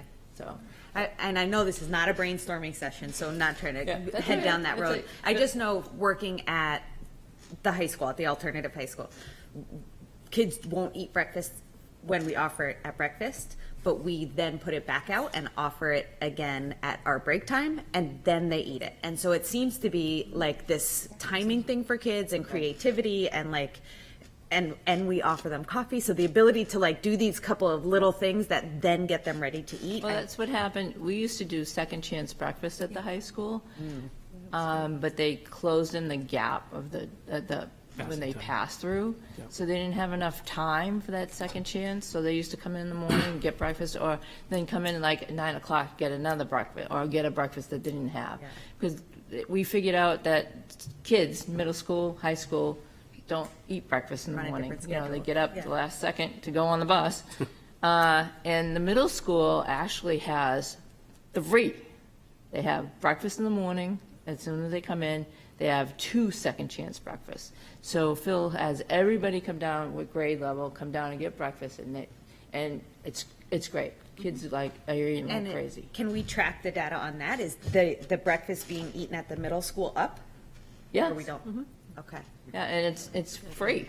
I mean, if they qualify for free lunch or reduced lunch, breakfast is free. Thank you. Okay. Yeah, Lisa, you haven't said anything. I think they've got her hand up too. No, I don't. Lisa. Well, first, I just wanted to really offer thanks for just how hard everybody worked on your staff during the pandemic. I know for my two, who were just, like everybody, home all the time and pretty isolated, like the person who handed out the sun butter sandwiches in the baggie was always smiling and friendly and knew their names. Thank you. And those little things make a huge difference. Yeah. And I know they were working under super stressful situations. And I think my question is probably just like a future question, but I know we're going to be talking a little bit about Portrait of a Graduate, and it definitely seemed like one of the things that surfaced there was the idea of promoting both physical and mental health and well-being. And I would love to somehow get the piece of the nutrition and how we prioritize that in the day. Because I've definitely seen at the middle school, like how many kids are like, great, 10 a.m. breakfast sounds really good. Or like, I came from a district where they did breakfast in the classroom for K-8. So they all ate together as a community, and then they all ate the meals because it was part of how they started their day. And I'm not trying to say we do those things or not, but just that we consider, if we want them healthier, how we can make the nutrition more baked into their days. That's all. Thank you. Good suggestion. Okay, Liz, you're going to be the last one. Can you make it brief? Yeah, I guess I was wondering as far as hiring. Obviously there's a motion on the table right now, but I'm wondering if for the future, if there is anything the board could do or anything that you'd recommend as far as being able to get people in those positions. Like obviously, I would assume there may be some benefits involved, and could we get creative in getting people in part-time or having kids come from the CTE program, graduate, and then come work in the kitchen or creating other positions in order to do that? Because kudos to you for running kitchens with 2 people in them. And I do think it's a huge benefit, like Lisa said. My son started eating salad thanks to the school program, and I think, in early childhood ed, the schools or education programs really get kids to start trying foods. And so I do think it's really important that we have staff that encourage kids to do that. So is there anything that you'd recommend, I guess, moving forward to be able to try to fill positions and also I just think communication, word of mouth. I think you hire more people when you say, to your staff that's there saying, we need a 3.5-hour employee. Do you know anybody? Yeah. I think it's the word of mouth even more than advertising on Indeed and ZipRecruiter. So if we can have the word of mouth going around saying we need a 3.5-hour employee at Little Harbor so we can serve a salad bar and in Don Darrow, I think that would promote just getting the word out. Instead of just trying to advertise, because 3.5 hours. Yeah, I'm just thinking about our restaurant communities, like people that might work night or they could come in during the day. Yeah. I just hired somebody that was a cross guard. She works from 10 to 2 and she cross guards, in between. She loves her job. She loves it. So that's what we need. It's like somebody in between. We actually reached out to bus drivers and put, flyers out to the, but nobody applied. I mean, we tried to chase all of those complementary environments where, you get off the bus, then you come in and serve lunch, then you go back out. Crossing guards the same. So we tried within the community to make those connections. I will tell you that last year we did have 2 CTE students who helped with service at the high school. It was they had a free period and they used that period in that way in their schedule. So we've even begun that. But I'll also remind you that it's a unionized labor force, and so there's only so much flexibility in terms of rates. Although in this case, the jobs are 3.5, 4, 4.5, 5, 5.5, 6. And I think Deb could be pretty creative in some of that if she could find the right person. Although the idea is that there are certain shifts and certain duties that need to be taken care of, and the schedule of lunch is important as well as breakfast. Right. So. The students came in for a half hour? Yeah, half hour, 45 minutes. Half hour just to help serve, but all the rest of it, like the prep and the cleaning up and everything else, went to 2 people. So you really do need somebody that's going to be there stationary for 3.5, 4 hours. So. Okay. I think the challenge, just real quick, I'm sorry, I know you want to move on. I was just saying, I think we are facing a challenge. We did just pass the para contract. I think with hourly employees, it's supply and demand. If people, depending on wages and conditions, people make choices about whether or not it's in their best interest to take certain roles on. I think one of the challenges we're up against is particularly within the realm of hourly employees. We see this with paraprofessionals. We have a bunch of open paraprofessional positions. We have a bunch of open positions amongst Deb's staff. Now, what I think we're trying to figure out as a district, and I think this is happening, I know in talking to other superintendents, I'm sure Nathan in talking with business managers across the region, it's what this period of time where the service industry, the workforce has disappeared. As we come out of COVID, will that continue? And if it's going to, then how are we going to adjust to a whole class of employees who are now, or potential employees who are making a decision that these jobs are not jobs they want anymore? Or is this a blip in time? And as slowly as we're coming out of that COVID environment, will we go back to what was the old version of what the workforce might look like? That's something we're going to have to look at. Now, this contract, we're through, is it 25 right now with this particular contract? Yep. So there's not a ton of flexibility right now, unless we were to go back and talk about reopening the agreement. There's not a ton of flexibility at the moment. But I think it's a real concern amongst all our hourly employees right now. And to say, sorry, Nancy, when the conversation is where, we are kicking the doors on people who might be crossing guards or paras or bus drivers, we're just cannibalizing our own workforce to a certain extent, and that's creative, and I need Deb to do that to make sure that we keep the food service going, but then it just creates more problems in other areas too. So, okay. Thank you, folks. Thank you, Deb. Thank you so much, and Nathan, thank you. Thank you. Yes, the motion is to increase the lunch by 40 cents and the breakfast by 25 cents. We have a first and a second, so we will have to have a roll call vote. Liz Barrett? Yes. Pip Blues? Yes. Lisa Rappaport? Yes. Ann Walker? Yes. Margot Peabody? Yes. Nancy Claiberg? Yes. Hope Van Epps? Yes. Brian French? Yes. Carrie Nolte? Yes. Passes. Okay, thank you, everyone. Thank you. And again, thank you for the presentation, Deb and Nathan. We will move on to strategic plan update. I guess we'll go to Zach. So Perry? Is that I don't know. Perry? Who wants to? I can do it if. Do you want to start with your stuff, and then I can do the conclusions of the initial conclusions of the group. That sounds great. Do you have the slide or that? I have slides for that. Okay, great. That I just sent to you, Nathan, since you have a panelist link. Gotcha. Good. So I did. I'll just summarize. You have the memo and all the requested materials. I think that in general everything's there as an FYI. From them, I think the big highlight would be that in the focus groups we had 28 focus groups that had a total of 266 participants. And then the survey yielded a total response of 638 respondents. Now, some of those did both and participated in both, but that's a pretty good group. I think probably what we'll do is just, if you're looking at the progress monitoring piece, which is page 2 after the memo, the board has seen this before when Leah had come and talked about the process. This was all of the materials are as of, last Tuesday, because they had to get in the board packet.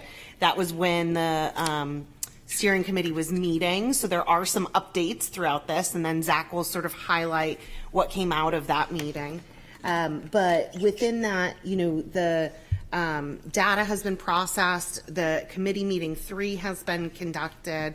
In the start of drafting, the portrait of a graduate is there.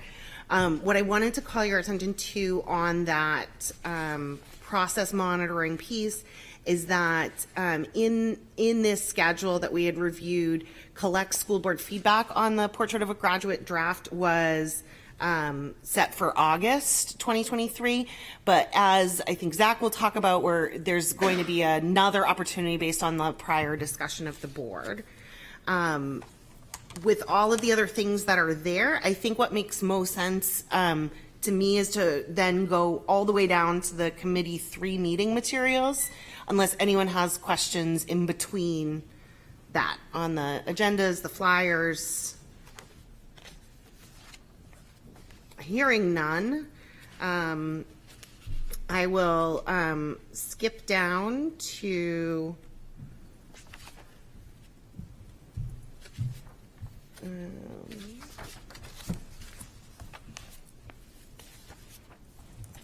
okay, so this is page 30. This starts on page 30. And so I think where we, so you can see as you scan through that, the community agreements that the steering committee went through as a background. And I think probably of most interest to this group is, who was included on the focus groups, who ended up being able to attend. And then if you, I don't know if you, do you have this to bring up, or are you on? Which one do you want? The actual, this set of things?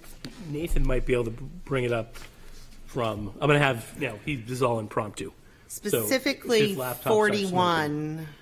Anyway. Can you, not the slides I sent you, but from the actual board packet, can you bring up slide? Yeah. Page 41. Give me a sec. I think the one visual that's helpful, there's a slide that has the process for data analysis, and it shows question 1, question 2, 3, and 4. And so just to focus that this phase of analysis of drafting the portrait is really focused on questions 1 and 2. So what do you want the young people of Portsmouth to be, know, and do? And what skills, experience, and tools do you think will be needed for young people to achieve these characteristics, qualities, and goals? And so that designs the structure. All of that data from question 3 and 4, after the portrait is drafted and coming near completion, will be utilized to more fully define what the strategic plan is across the district.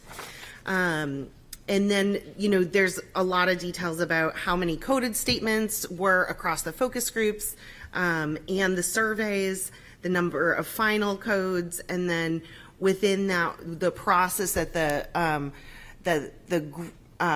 steering committee used was to take all of these different common themes that came up in order to build consensus, and that meant literally cutting up the papers, trying to group them, looking at where we saw them together, first in a group of 3 or 4, then in a group of 8, and then as a full collective. And then I think Zach will present and sent out today what we got back yesterday, because this is such a quick process.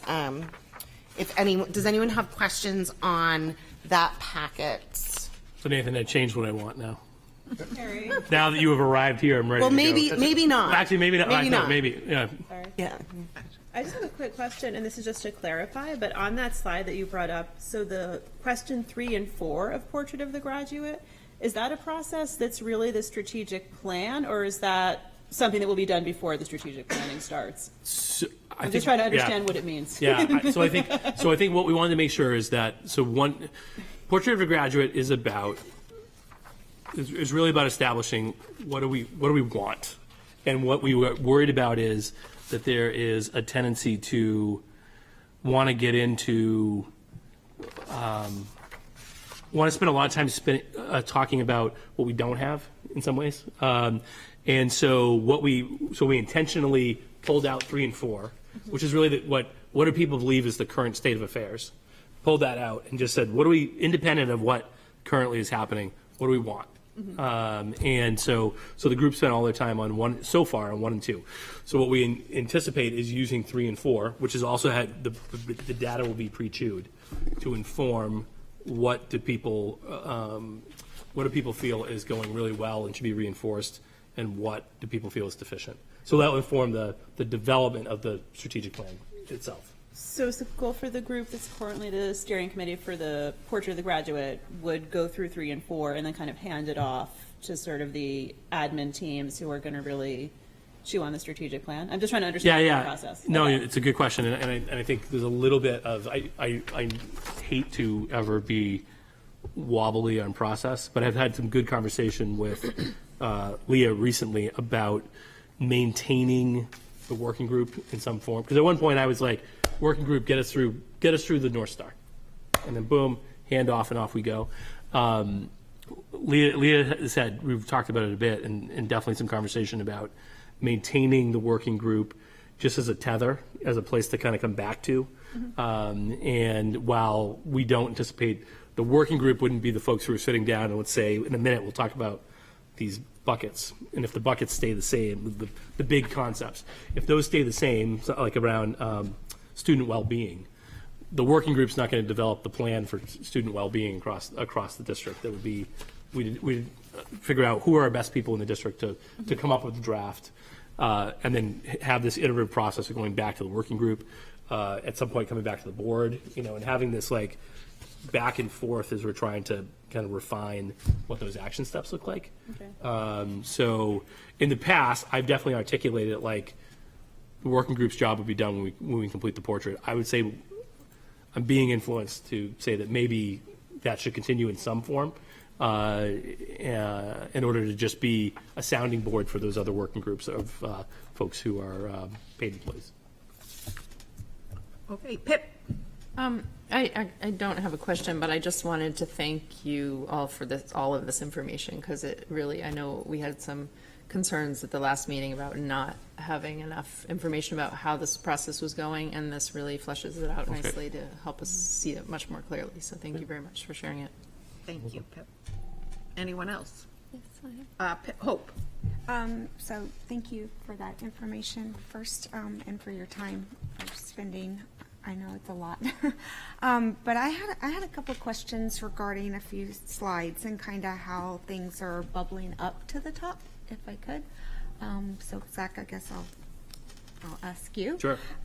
So on looking at the slide around like global citizen, I noticed that, so page 55 was the top 25 themes, is how it read to me, that took of all the groups, right? Like this is what kind of bubbled up, right? Yep. And then when I was reading through and looking at the individual stakeholders' top themes, global citizen only showed top only on page 61, only on parent caregiver. It wasn't on the tops of students and teachers.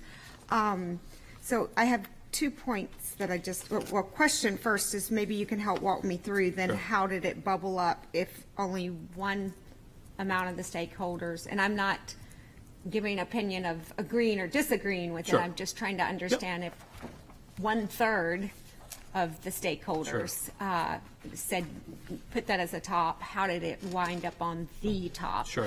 And then also when I went through and was really looking at what were the comments around the global perspective or global citizen perspective. It was understanding a global perspective, appreciation of other cultures and other communications around global communications. It really qualifying and understanding just in general a global connection. And so that sounds to me more as it bubbles up of being global minded as a graduate versus being a global contributor. Yep. And so the reason I make those distinctions, and I totally appreciate that sometimes language gets lost as things bubble up or can, be redefined in new ways. But I think we as a district, even in our goals, have always valued the global-minded perspective, and because that ensures inclusion, right? It ensures when you're more globally minded, usually equity plays a part into that, and so you can be a global contributor and not be an inclusive person. You can go out and do your thing in the world globally and not consider the sensitivity of global sensitivity of cultures. So I just want to make sure that, if this is what our district is saying, hey, we want global contributors, and we're not really being, because I guess also I'm thinking like, when you think of a portrait of a graduate, maybe that graduate is focused on local sustainability and they're really more locally minded in how they contribute, but do they still have a connection and appreciation to be global minded of how that can impact, and do they have an empathy and an inclusive global minded nature towards other cultures and cultural sensitivity? So I guess if you could help me understand that piece, and then I had one other thing. Great. Nathan, can you give me the slide deck, the one you sent? The one I sent. Can I say one thing first? Yeah. On the, so Zach's, the summary is going to address exactly what you talked about. And it was really amazing because one of the student members talked about having these internal, what was it called? Outward facing, inward facing. And that's actually how it's organized. But as far as the themes, the 25 themes, just because I was involved in that process. So even though it's not top on that, some of these were related in going from 25 to the top fewer. So for instance, improve the world, or things that are lower down on that list were then sort of merged into global citizen. We had a long conversation about not using the term global citizen. So this was the preliminary, and then what Zach will talk about will address the global. Yeah, I guess what I want to just make sure I'm clarifying is that are we moving in a direction to come from district feedback that we're looking at students being more globally minded people and culturally sensitive versus being a global contributor to the world? So is what I'm trying to understand. I think this came out of, so first of all, for people at home, because it's something people haven't seen yet. So here are, and I know you're referencing this. So this is at the conclusion of the working group process to try to distill this down to somewhere between 4 and 6 concepts. And the 4 and 6 is just in terms of trying to focus enough so that we don't have too many things that we're trying to address over a short period of time, and that we don't, with a lack of organizational focus, would be less likely to implement any of these things. So these were the 6 concepts that were bucketed. Now, in terms of process, the process that was described was exactly like Carrie talked about. We cut up not just the 25, but the 25 overall, but the things that were pieces of other stuff, and then we talked about organizing and grouping these things. And so, in some groups, and we were in separate subgroups as we were doing the work. In some groups, we had a group that started out with 8 different concepts. We had a group that, we had groups that came up with different ways of trying to relate different ideas. And this was, number two, when I engage global contributor, was the thing I think we talked about the most, trying to figure out. And what we ended up bucketing, we had two sets of things that we were trying to figure out how they were going to coexist. And one was around, it was kind of a citizenship type thing, which could or could not exist in connection to the globe. And then there was this global awareness piece. And that global awareness piece was connected to the ideas around inclusiveness and wanting our students to be aware of that stuff. One of the things we were, and I'll be honest, I pushed on some of this conversation. This is the one, you've identified the one I had my finger on the most. And it was, the concern was that some of what we got that was connected to,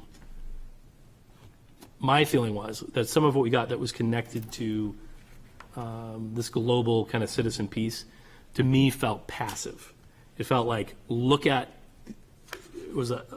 other cultures, not engage those cultures. Be abstractly aware of these kind of other people and their culture and perspectives. But I wish I had the strips in front of me. But it felt like there was a separation. There's like us and those other people we can look at, and instead it was how do we have kids more engaged with other cultures and other folks, not just reading about them, but true, thoughtful engagement with people who are different from themselves, and through that create the type of inclusive culture we want within schools. And simultaneously, while that was happening, we were also trying to figure out this citizen kind of piece, and with the citizen, and some of that was, again, could have existed outside of globalism. So I think there was a little bit of trying to consolidate some stuff together, but this was definitely the one we talked about the most, and it did start as global citizen. I think that was the language at one point, and we did have conversations about several different things, about also a purposeful avoidance of some things that have become semi-cliche in some of in some of this type of planning process. Concepts like wording like lifelong learner, wording like global citizen, are things that are used so often that in some cases they don't necessarily have a real meaning anymore, and so that we had some of that conversation as well. So, but I will say that 2 was the one that we had the most dialogue about. Was there just any conversation around just global engagement versus a global contributor? In terms of Is that so we don't opens the bracket? Yeah, no, and we didn't. I mean, this is the, and I'll share. I think our goal. I think I shared today through some email, and then I'll share 3 different versions of how to try to potentially wordsmith this in certain ways. But I understand that part of this is conceptual, and then we're going to have that survey we'll send out to you as well to be like, give us some individual feedback on some specific stuff. But no, global engagement. I don't recall. In all honesty, I don't recall. We had a rolling conversation amongst 12 people about how we wanted to phrase this and think about it. So. And then I was just curious because I was surprised that equity didn't make the So this was all. So I would say this was for me. This was going- another piece. Okay. Is how do we, if we're saying when a student walks across the stage, and this is a place where I think I was trying to put my finger on the scale, I would feel uncomfortable. I was going to feel uncomfortable if I felt like there wasn't something that found some. If we walked out of the room and there wasn't something that was pointing to equity after the board had established in its previous set of goals that equity was the number one goal, that was concerning to me. So some of 2 is also an attempt to find a way to have a launching pad for that conversation. Because I noticed inclusion was on page 55, inclusion of peers, but I didn't see that actually come up as a top theme on any of the stakeholders. So I was wondering if that was driven more from the board and administrative I think it was a feedback, or combination where, of people in the where did that room, come people, from? and I think we had this conversation as well, is that I didn't expect that the working group was exclusively limited to, and the way in which I phrased it to somebody who was there was your role when you're someone who runs for office, your role can be that of a representative or a statesman. Representative, you're just going to echo what you get from your constituents, and as a statesman, you're going to make judgments that may or may not reflect your constituents. Exactly. In this case, equity was not something that was front and center in a lot of the responses that we got, and so I think thinking about where the board has been in conversations about what it values. Something that attracted me to the school district and the community was was a lot of statements around equity being important. The conversation that we just had in citizen comments tonight, all those things to me say that there are things we need. That is something that we need to actively be working on as a district. And if it doesn't find a home in this, I'm concerned. So I just want to say to you, thank you for explaining that, and thank you for putting it on the radar, because I too support you and agree in that, and I think it's a board conversation that we need to have, and I hope there will be a place to have, because I'm not exactly sure the process of the POG, of it coming back to the board, but I agree also that if we're saying we value certain things as a district, yes, a lot of that comes from constituents and stakeholders. And I also think for something like equity, we have to decide as a board, if that does not come from our community, does it come from this board and come from our administration to imply that into our district? And hopefully our community will rise to the occasion to come along as we do more training and development. Okay, I think we have Lisa first and then Kerry. I really appreciate the explanation too, because I do think that ultimately, like, the slightest sort of tweaking of these words can maybe potentially change how we focus that strategic plan. So I really appreciate how you're explaining it and that the idea is being raised. Because in my mind, I also just wonder, is the right approach to that just the few words? I've seen some of these plans where they have a longer sentence, and I'm not trying to prejudge what that sentence says as much as to say, is it that we want people who, you know, go and travel to foreign countries, or is it that we want people who genuinely take in the possibility that there are many ways to live around the world and really kind of deeply engage with those cultures, or do we want people to volunteer versus, like, you know, kind of go on vacation when they travel, or I mean, any of those kind of things. And I'm not trying to prejudge that, but I'm just thinking about it that way. And I definitely would not feel great on this board voting for a portrait that didn't include equity. And I hope that as we're digging into it, we can try to figure out why people aren't saying that more. Because I feel like, on the one hand, it might have been who was in the room. You never know, but or there's just so many other things that people have in their minds. I don't know, but that worries me, and so I also kind of just wonder, why isn't that at the top of the list? And Carrie's like dancing in her chair over here. Okay, so I'm going to stop talking now, but I might have a follow-up. One, my understanding is that we are going to have these defined. This is the big picture, top down. And so the wording in the further definition is important, but I will respectfully disagree with Zach that I think equity came up a lot in the data in this stuff, but I think it's gonna come from the things. So 5 years ago, I don't think we would have seen thriving adult transferable skills, that level of, like, we want you to be able to pursue your passions. We want you to have choice in how you develop your skills and things like that. And that's what's going to come after this piece. So yes, maybe equity needs to be in the title, but it sure is going to be in those descriptions. And that brings me, Carrie, to my last piece, which was, like, I also do think it matters how we talk about equity when we do get to that. Because I would personally be sad to see it be, like, defined by how many kids, like, get 5s on AP exams. Do you know what I mean? Like, that was our board goal a while ago when we thought that was a good thing to look at. Because at the time, there weren't a lot of people enrolling who looked like their diversity in those classes represented the diversity in the district.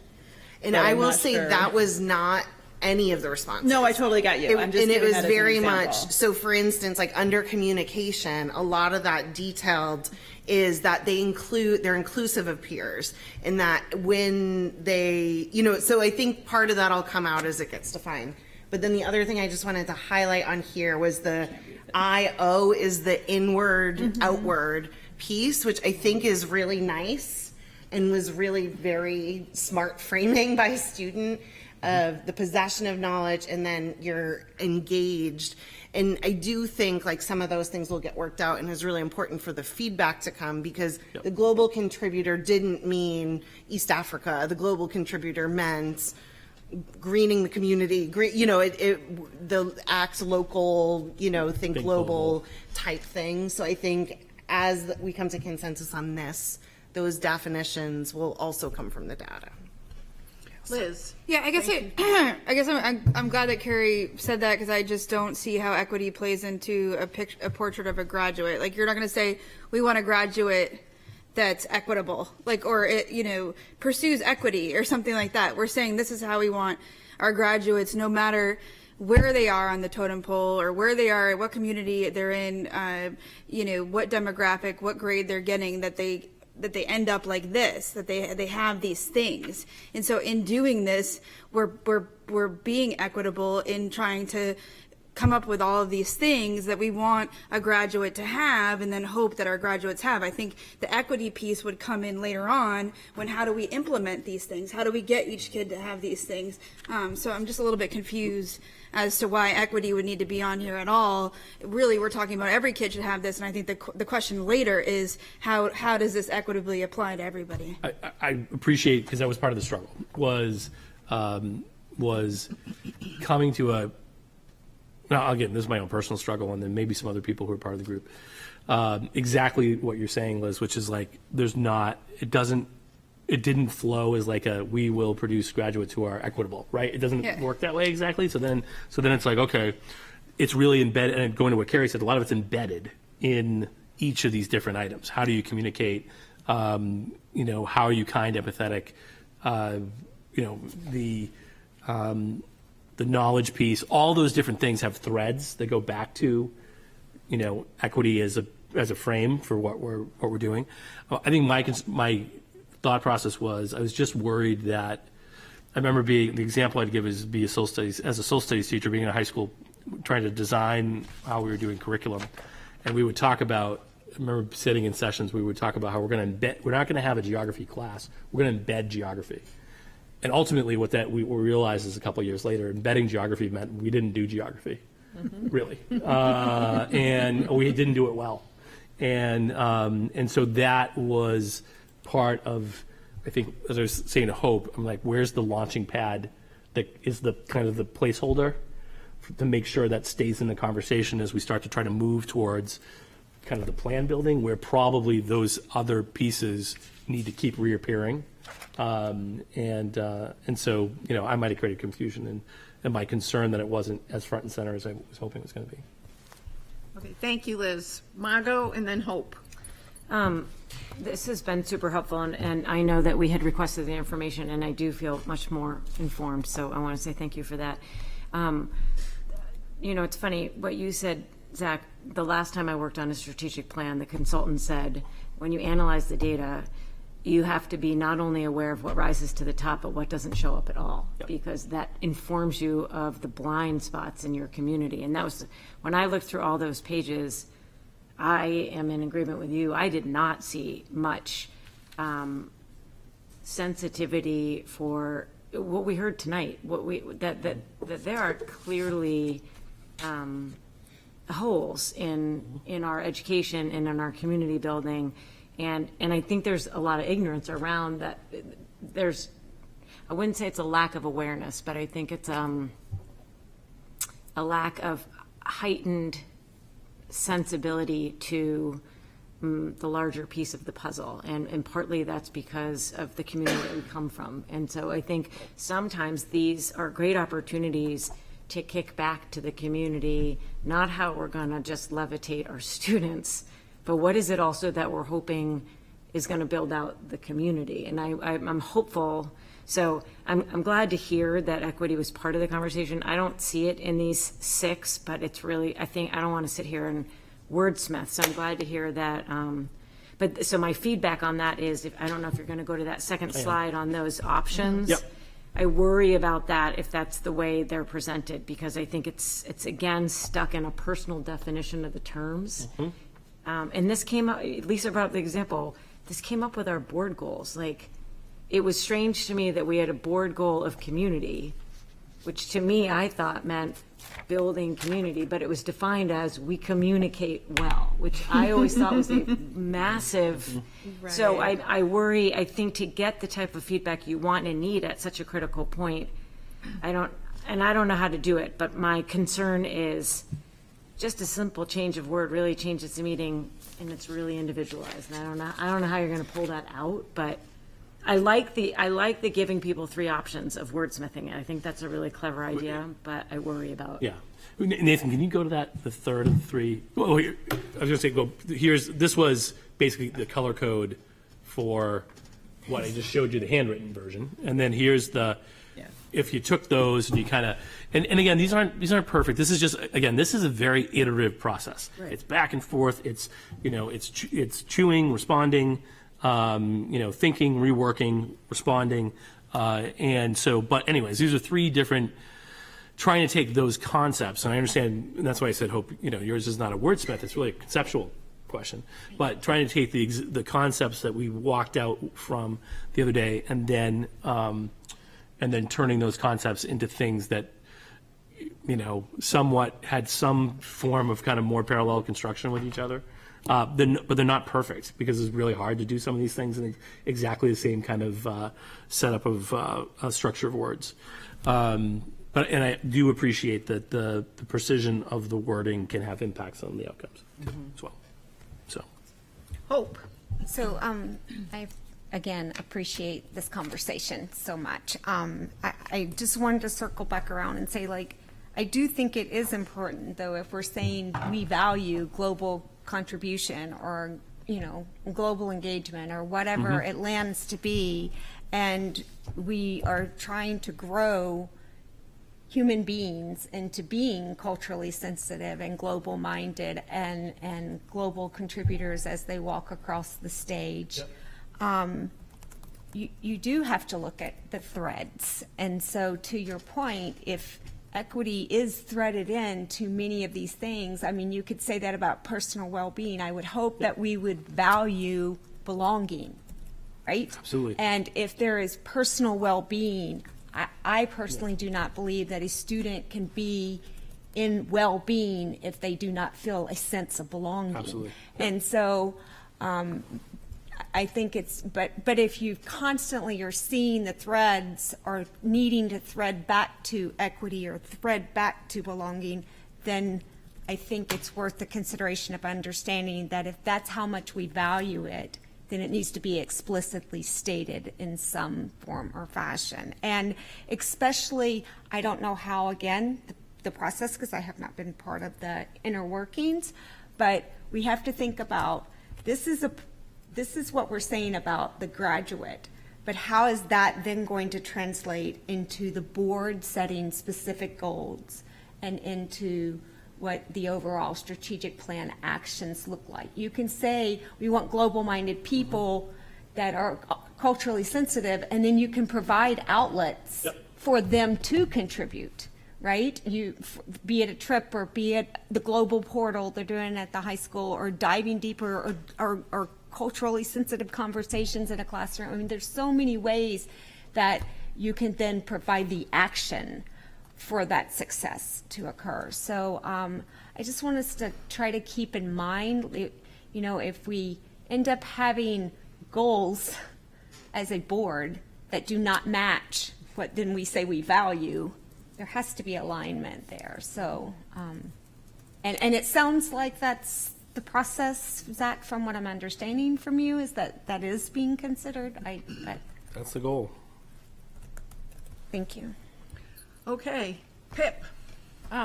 I just had an additional thought that hadn't occurred to me as we were initially talking about a portrait of a graduate, I was a proponent of this approach. But now this conversation is making me think about, especially in terms of how you've described that we'll be moving on to questions 3 and 4 to try to develop the plan itself.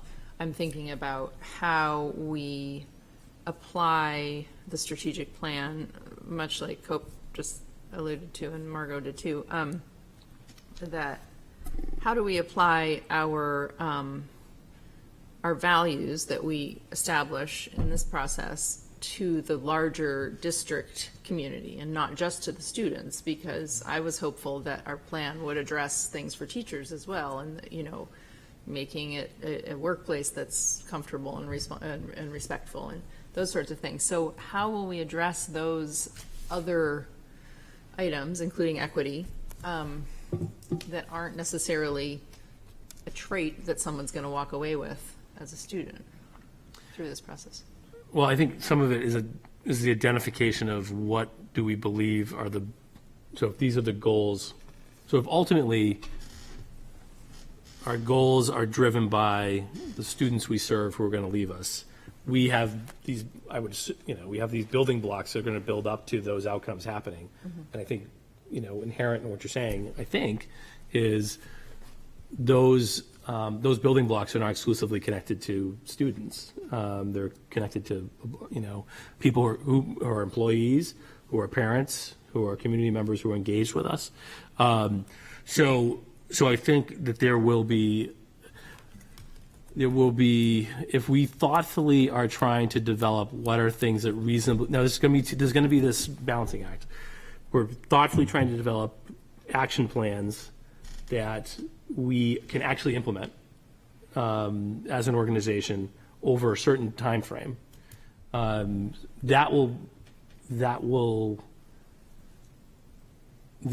control to a certain extent the number of things we are trying to do with authenticity during that period of time.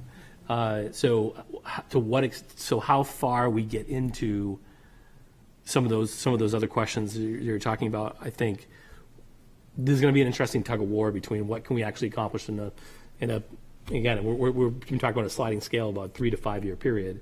So what can we actually pull off in a 3 to 5 year period that moves us closer to some of these outcomes for students, and to what extent are those things that we're explicitly talking about that are about adults that lead up to it? I think those are all interesting questions and things we'll be working on as we try to create reasonable plans that lead to coming closer to those goals. So I wish I had a more definitive, but I think it's going to be hard. It's just, we're going to have to muddle through it. Yeah, well, I just hope we'll keep that in mind. Yeah, keep it in mind as we go Well, forward. these goals should drive the culture of the environment in which you have to lay the foundation for those things to happen. Carrie. I would just add to what Zach said, that also the way, as I've understood it, we focus on a graduate, but this is what we've talked about needing is the K through 12 or the early start, Head Start to 12 approach. And so all of these things are on all of those levels and building towards that. And then within that is professional development. Within that is all of those strategies and things to do that. So I think as that comes out, it's easy to think of this in the high school years, but that's not the goal of there'll be action plans for all of the different populations. You're not marketing this as a high school. I mean, No. I don't, when I read that, No, and so this is I the think end- it's end- really this is the goal of the important that system. people understand Yes. this is a Is it pre-K to pre-K through 12 12 initiative. This is Absolutely. not a high school graduate No. initiative. Nope, but we're using the graduate as a metaphor for the outcomes of the system and what we want the system to produce. But we are not exclusively redesigning the high school per se based on what we want those outcomes to be. Right. I think that's really important language that we need to communicate out to. Okay. Anyone else? Danielle. Danielle. I think having a clarifying question around that piece is that the old standard of a mission and a vision, right? The vision is where do you want to be, and your mission is how are we doing it now. the vision is being replaced with this term portrait of the graduate because it's a more tangible, it's a more concrete idea that we can wrap our heads around. But I think all of this is going to filter down, right? This is the work that that essentially the board is putting together, this vision that you will have some say in the desire of what we want to do now, but that then is going to be the like, it's almost like you guys aren't going to say exactly what every teacher is going to do, but because you've said where we want to go, then every teacher, every administrator, every teacher, and then student will understand the why behind what we are doing to get to that final place. You got it. Okay. Yep. But it is just the vision. It is. It's a, I yep. just, the old school model of like how many years we've gone to school learning that piece. Okay. Thank you, Danielle. Okay, I believe the next step is for Zach to. So we'll push out a send us survey. the survey. Yep. Our feedback, to get our feedback on the buckets. Yep. And in that form, which Zach shared with me and Margot, is, why did you select that option? If you could contribute multiple options, what would they be? So there's a lot of opportunities for you all to comment on what the buckets are and how you think we should proceed with them. So there's some guided choice, but there's a lot of flexibility. Right, Just, right. What do you got? Let it So then does So- this go back to the working group, or how do Yeah, I we'll see. respond? I think the challenge right now with immediately going back to the working group is just that I'm losing people for the summer. So I think it will start with coming back to Leah and I to then figure out, okay, what, because the other, just like we were talking about before, I mean, the other thing we're working against is timeline and trying to make sure we're hitting the timelines that we set for ourselves. Okay. Okay, So- and I just want to thank the working group. They have really dedicated a lot of time and energy and effort and creativity and enthusiasm, so it's been a wonderful group. And it's not just been that 3 meetings, because they've been out Right. running focus groups, Focus doing groups, other stuff. yes. They've been busy, and all of it's just all volunteer work. Okay. Okay, great. Well, thank you, everyone. That was a very productive discussion. And let's move on to the next item of the agenda, which is board member information requests. Kerry had put together a form that, as a result of our retreat, and do you want to talk about it, Kerry, or do we just want to take questions from people about how they feel about this? Can I make a motion to approve this form for use amongst board members and then get a second and then we can have a discussion? Is there a second? I It's don't- not- it's I just don't a know- report. Yeah, I It's don't know not if an it needs action. I don't know if we need to approve it with, I think, a consensus.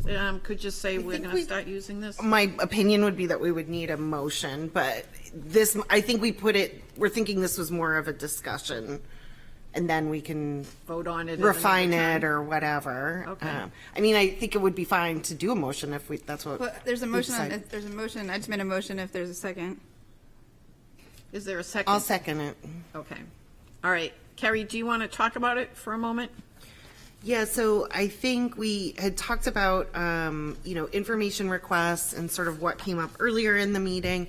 And the piece of, I'm sorry, this is, if you're on the big packet, page 97. And so, the idea would be that these would get submitted to the agenda committee at least 10 days prior to scheduled board meetings, with the acknowledgement that it may be information that can't be provided within 3 days, because that's when it has to go in the packet. But that at least it would get reviewed and there would be communication back to folks. And then focusing it around, and I mean, the spaces can be more or less, it doesn't have to stick to a page, but the specifics of the information, and then which New Hampshire School Board role it applies to, describe that relationship with that, and then requests that require minimal administrator research effort, data gathering are pertinent to the upcoming agenda will be integrated into the report or another presentation. I would say the one thing that is we never got to this level of detail, but we did talk about kind of voting on requests. So I think the other piece for us to discuss is if the agenda committee decides this is more than minimal administrator research efforts, that my recollection was that in our retreat, we talked about that coming back to the board for a vote so that we can say, yes, the majority of the board wants Patty to spend 20 hours on this. It's really important to us, or Nathan to spend whatever. But that wasn't that explicit in our notes, so. Okay, thank you, Kerry. Any comments on this? Pip and then Lisa? Let's see, I have some sort of specific comments about suggestions I'd add, but I also, I guess my main question, and actually my first question was going to be, what do we do when it requires more than minimal research? And you just kind of answered that. But how do you know? I'm not sure I would necessarily know ahead of time whether it was going to require minimal research or not. So how would we find that out? Or is there a situation where you might just, I guess I'm struggling with when this document would be used. I have an answer for that though. Because no, wait, I'm not quite done asking my question yet. I'm struggling with when we would actually use this, because I think it might be hard to know in certain circumstances if the question you have is simply something Zach might have an answer to immediately and he already knows the information, or whether it might take 10 days of research. You know, I don't know how we know that without knowing his relationship to the information. So that's just something I feel like we need to kind of address before we commit to using this. Because it seems like a long process to go through if I just need to ask, like, I don't know, a very simple question. Right. Well, I think if it goes to the chair and the vice chair and the superintendent, and we discussed it in our pre-meeting, we can let you know right away whether, in our opinion, it's going to require a lot of research, or whether we can, Zach can provide an answer right away. So, and in that case, would you just send the answer right back, do you think? Or? I think that would be a good way to do it, but I think we should also notify the entire board. Yeah, that's what we can talked say, about. Pip had this question, Zach answered it immediately in our pre-meeting, and here's the answer, and we can, use the BCC to let I all think that board makes sense, members so know. especially so you're not getting the same request multiple times or something like that. I guess I would suggest don't use the BCC and just include it in the next cycle of board packet. Keep the info. Okay. Yeah, So just that's like the next better. time it comes around, here are Yes. if they're the quick answer request ones, we just had and include here's it. the response. Okay.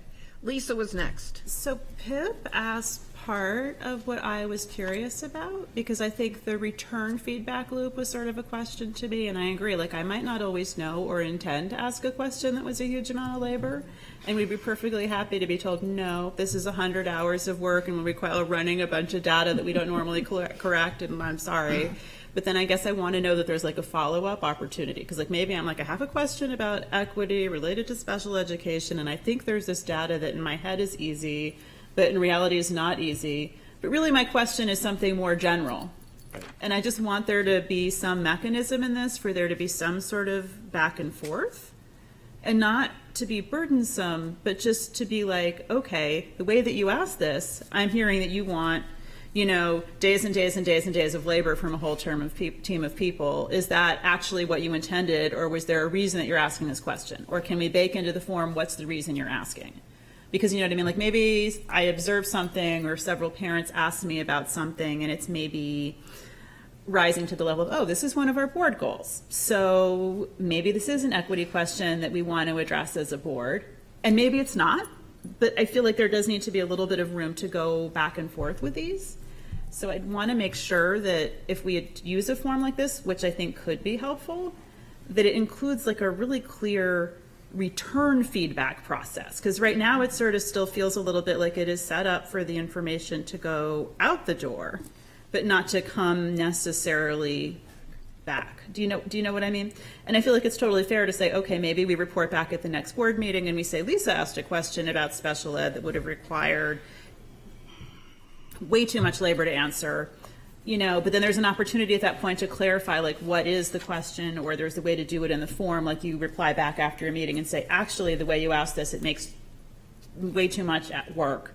Is there something else you're trying to get at here that we can consider in the future, or something like that? And then I think my other question about this is I'd like to see the questions that everybody asked and maybe not wait until the board packet if that's possible, even if I don't see the response, just because like if, Carrie already asked a question and I have a slightly different version of the same question, like I don't want to waste my time filling in the form if I already know that the question's been asked and you're already looking at it. Do you know what I mean? Just to be sort of efficient with everybody's time. And the last thing is, I guess I would broadly prefer to see this type of form adopted after we have board norms, because I feel like absent board norms, this doesn't totally work. That's all. It could be part of the board norms, and it could be, this is how a board member makes a request about an agenda item, a future agenda item. Okay. Liz. So I was contacted by the city attorney last week and was asked to come in and meet, and I met with Kathleen. We also met with the city attorney. I met with Bob Sullivan as well, and there was conversations in there about what we spoke about regarding Robert's rules and what communications and the legal advice that we were receiving. So with that said, I do think that after that conversation, that there needs to be training for the board, as we discussed before, regarding Robert's rules and regarding how things happen. Because although I'm an attorney, I can't be giving the board legal advice. At the same time, the board can't be sending out BCC emails with their opinion on things. Or, like I had given an example, the city attorney had asked me to supply the emails. I haven't sent out, forwarded emails to the city attorney, but I gave the gist of what it was. And there was legal advice around it. So I just want to be, my understanding of when a board works is that it's the chair's job to decide what goes on the agenda. And so all of these things that are being discussed and all of the questions that are being answered need to happen in board meetings. They shouldn't be happening in emails. So I do think that this form could work really well. I think that if there's something that's time consuming, then Nancy could decide to put it on the agenda, along with and then if it's on the agenda, then we could all take a vote of whether we want, like, for example, I think Hope one time, sorry to throw Hope under the bus, but one time had asked about tents at the high school or an awning at the high school. Let's say that, Hope really thought that was a great idea, or I had an idea that I really thought was a great idea. That would be something that needs to go on the agenda. And then we could, have Nathan, take a vote, and then Nathan could, put on there. But I think what I'm getting from all of this is that I think there's not a clear understanding about what the legalities are, about putting stuff on the agenda, how motions are made, how things are done, and the communication back and forth, because the communication back and forth can't happen. The text messages during meetings cannot be happening. We are in a quorum, so anything going back and forth on text message needs to be done in public. So there's a lot of issues right now that I think need to be addressed from a legal standpoint, and I think we need to get we need to get our counsel here to address this. Yes. And ask these questions of them, run this form by them, and so I really, I think that needs to happen based on the conversations that I had last week with council. Okay, we have our norms and our rules coming to us at our August meeting that we discussed at our retreat. Margot and I are going to work on that. We also have rules that Kathleen is working on for us. We had a conversation with Kathleen. A lot of the items that you brought up, we discussed with Kathleen. So that's all going to be resolved. I don't know if those are going to be resolved. I think there's going to be a training. We're going to resolve it and I think at we our need stuff August in meeting legally when we vote in as writing a too. board. Please don't interrupt me. Now you're interrupting me. We're going to vote as a board at our August meeting on rules, norms, and the way we conduct ourselves. So that's coming up. Kerry.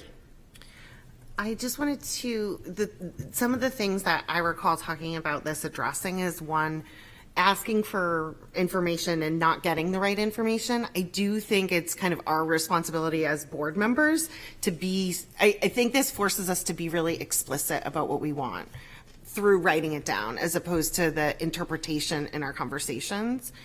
I know that it looks like a big form, but the other thing is that, like, this process can be a Google form really easily, and just be something that at their pre-meeting they pull up quickly and then becomes a report on our agenda. Like I think there's ways to do this where this is very simple. And so I think that makes the most sense to me, but I think just getting the specifics of those things down. I did outline like a follow-up, this is what happens, or this is the response, but this is like the main portion of it. But I think it's up to Zach to sort of decide that. Okay, and Hope, what do you have to say? So I just want to preface that I understand I was not at the retreat and did not have input on this form, but I want to just clarify, because Nancy, I think you just said it's for the purpose of setting agenda items. Is that correct? But it does not explicitly say that. It says the following form is intended for the use of public school board members to request information.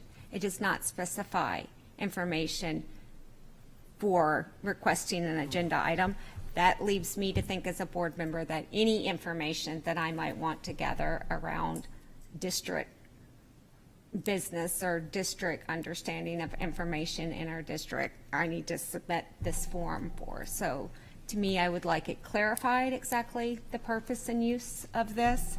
And then I also, I guess I personally, I'll just give you my quick feedback. Like, I feel that if the goal was to help with communication, I think this is not very helpful, personally. I think I can understand the intent of trying to, I don't want to labor people with information time gathering either.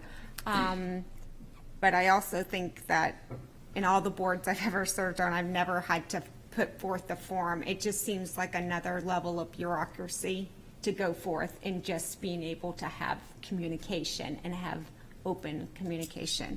But I do wonder if it only needs to be set up for the following board roles, because again, while I may only be responsible for certain roles, there's a lot of information gathering in this district that can impact those roles, or that may need to be understood that may not specifically relate to one of those roles.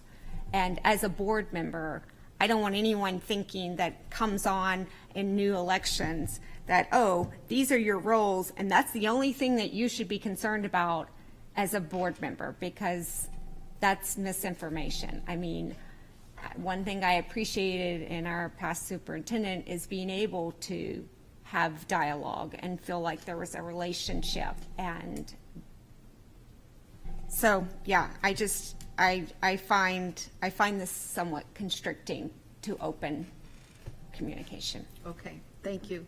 Carrie, why don't you have, does somebody else? Margot. Oh, yes, thank you, Carrie. I thank you for the comments, because they did remind me that in the retreat, there were two totally separate issues brought up. One was there was a sense that sometimes agenda requests were made and never heard back on it. Two, there was the feedback that requests are often made in board meetings, and administrators leave the board meeting with this long list and not knowing, is that the sense of the board or the sense of individual members? So it was two totally separate issues. It has always been practiced, and we do have a policy that agenda requests can be submitted in writing via an email, which is a school board policy. So that's not a change that you can request through email to the chair. But I think the problem that was identified goes back to the chain of command, is that there's no established path of, if it doesn't make the agenda, how does that feedback get back to the member that requested it, or what's the follow-up on why the request is there? And then the other half was, how do we solve this challenge of, in board meetings, requests are made that sometimes, to Pip's point, we have no idea how much time that's going to take. How do we tease out what is the consensus of the board of information that we need to best do our job? And I don't know. Yeah, so I'm realizing now there were two separate pieces. And I think this is trying to more address that information piece to prevent the traffic jam, if you will, of coming out of the meeting feeling like there are 1,000 orders to follow, and I don't even know if anybody really cares about it but the one person that asked. And I think I appreciated that feedback in the retreat, and I think it's authentic, and I think it is something we have to solve, and we have to solve that, as well as the follow-up to agenda requests, and that closing the communication link. Could I make a suggestion that you and I work, refine this, work on this, and present it at our August meeting as one of the rules, norms, whatever you want to call it, that we're all going to vote on in August? I'm just Could we not make hearing that a lot, that we're at a place that the board is comfortable with the form yet. Well, I know, I think it needs to be amended, and I think maybe you and I should sit down and put together something and see what everybody else There's thinks. a second in motion on the table, so I think we have to take a vote. I know. Nancy. I'm aware of that. Yes, Danielle? Just as an outsider with no stake in the game, it sounds like this sort of meets that second, if we're breaking it up into two things that you guys discussed, it almost seems like if the procedure was, if a question came up at a board meeting that there wasn't enough time to answer, and you would like the follow-up, then submit this form. Mm-hmm. And then the other one's another procedural thing of like, can we just put in place an email back to all requests for agenda items? Mm-hmm. Yes, you'll see it on the next one, or no. Right, if you separate them out as two different issues and try and resolve them separately. Okay, that sounds good. All right. Pip and Lisa. I just wanted to note that it does describe that it doesn't necessarily have to be an agenda item, but it could be, the answer could be included in items of information from the superintendent. So I think that's helpful because it may not warrant being a complete item on the agenda.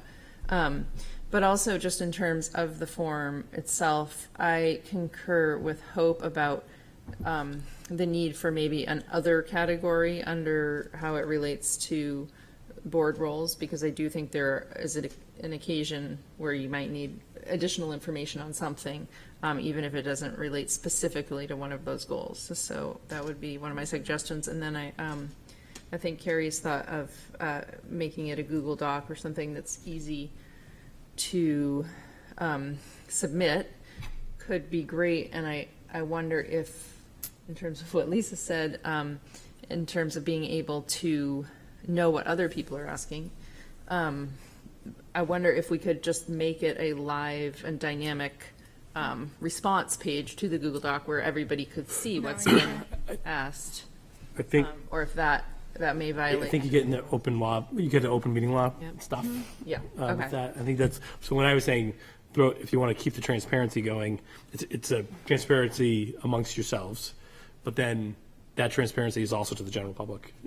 So I know, though, we've had times, and maybe this was a violation of policy in some way, but we've had times where we've been able to submit questions, for instance, on a certain topic. And I'm kind of thinking of this in the same way. Is that no longer a practice we can undertake? Well, I think what would be good is to go back to the Liz's. question is different from an opinion, right? I think Liz's, I'm not an attorney, but I play one on TV sometimes. Not to you, Liz, I'm saying me. But Liz's point about we have a whole legal department that can help us with those questions, and I think it makes sense for us to have detailed conversation with them around what we should or should not be doing in that regard. And if we can do it, let's do it. I just want to make sure that we're compliant. Okay. Thanks. Liz. I would like to just move forward with agreeing tonight that we're going to move forward with this, and then the logistics is how it's reported out. I do think, to Pip's point about adding another category, I do like that that these categories are laid out on there. I don't necessarily think that we need another category. I think a lot can fall under budget. Budget oversight and in some of these other categories. So I do think that it's important to understand that, our questions aren't, like if we're targeting, I don't know, for example, like something that's out of our purview, like maybe, I don't know, asking about a specific teacher or something like that. So I would avoid the other category. I think it's important to sort of have these categories so that we sort of understand like what is our role as a board, what is appropriate to be asking about, sort of thing. And I do like the idea of having the Google Docs, but I would like to move forward with adopting some version of this or this in general. So I would like to move forward with the motion on the table today. One last comment. I had my hand up for a Actually, it's a while over question. here. So Oh, I did just you want have to a make hand up? sure. It's okay, go ahead. All right, I'm sorry. I called on her and then I forgot. Oh, It's okay. Go ahead. I'm sorry, I didn't realize you Go. got a few. I just want to clarify. So this document would be used when we get our packet. We can no longer, which I haven't been doing this anyway, but if I had a question before about something in the packet for a meeting that's coming up, we used to be able to ask a question prior, right, to that. Right. Because our norms are also No no surprises. surprises. So we're contradicting ourselves here. So I need to submit this form to try to better prepare for a meeting and then allow for 10 days to get the information back no. when I don't have that No, much this is time. for, So the purpose of this was if you would like to request an agenda item. You have to get it to, but that was. I just understood from Pip, just a second, please, Karen. I just understood from Pip, and maybe I misunderstood, that this is also, the language in here also is inclusive of other questions beyond agendas, and it doesn't specify that. So again, to me, we're wanting to take a vote on adopting a form that I'm hearing from the board. We haven't even determined how the rules and engagement of using the form is going to be. Okay, it That was seems my premature. understanding it was going to be used for agenda items and/or information gathering. If you get the agenda and you have a question on the agenda, you could call Margot or me and say, why is this on the agenda? I'm talking about future agenda items. Like if you wanted an item on the agenda about, But what do you mean by information gathering? Well, Nancy? that- Can you define Pip made that? that suggestion, like, if I just Because need that can be more very information. broad and can be interpreted Okay. 9 different Well, ways. maybe we should just just like put your the awning information thing. gathering into a question for Margot and me, and we'll go to Zach and say, can you answer this question, and we'll get back to you. This, it was my understanding this was about future agenda items. Okay, thank you. Okay? That was my understanding. Yeah, I thought so too. Lisa had her Liz, hand up. No, Lisa, sorry. Lisa, then Liz. Okay. So I really appreciate the idea of trying to really thoughtfully streamline the communication so it's less burden on all three of you when you're sitting down to set the agenda, so that you're not getting like data bombed in the middle of a meeting where we're like, oh, wouldn't it be great if you could like run all these numbers? And we're like, sure, we'll put it on your like 40 item list. Like we don't really want to do that. That's not the intention of the questions. But I just feel like it's like not quite fleshed out. So if I was having to vote on the motion on the table right now, I would vote no, not because I'm opposed to having a forum, but just because I'm not 100% clear on the purpose. And I think that our board gets into a lot of trouble when there's a lack of clarity on what we voted on and we walk away with 9 different ideas about what we just approved. So in the spirit of just avoiding that, I would vote no on the motion on the table. And if we were going to add anything to the checklist, I don't love that there's not an option to ask about things related to our board goals.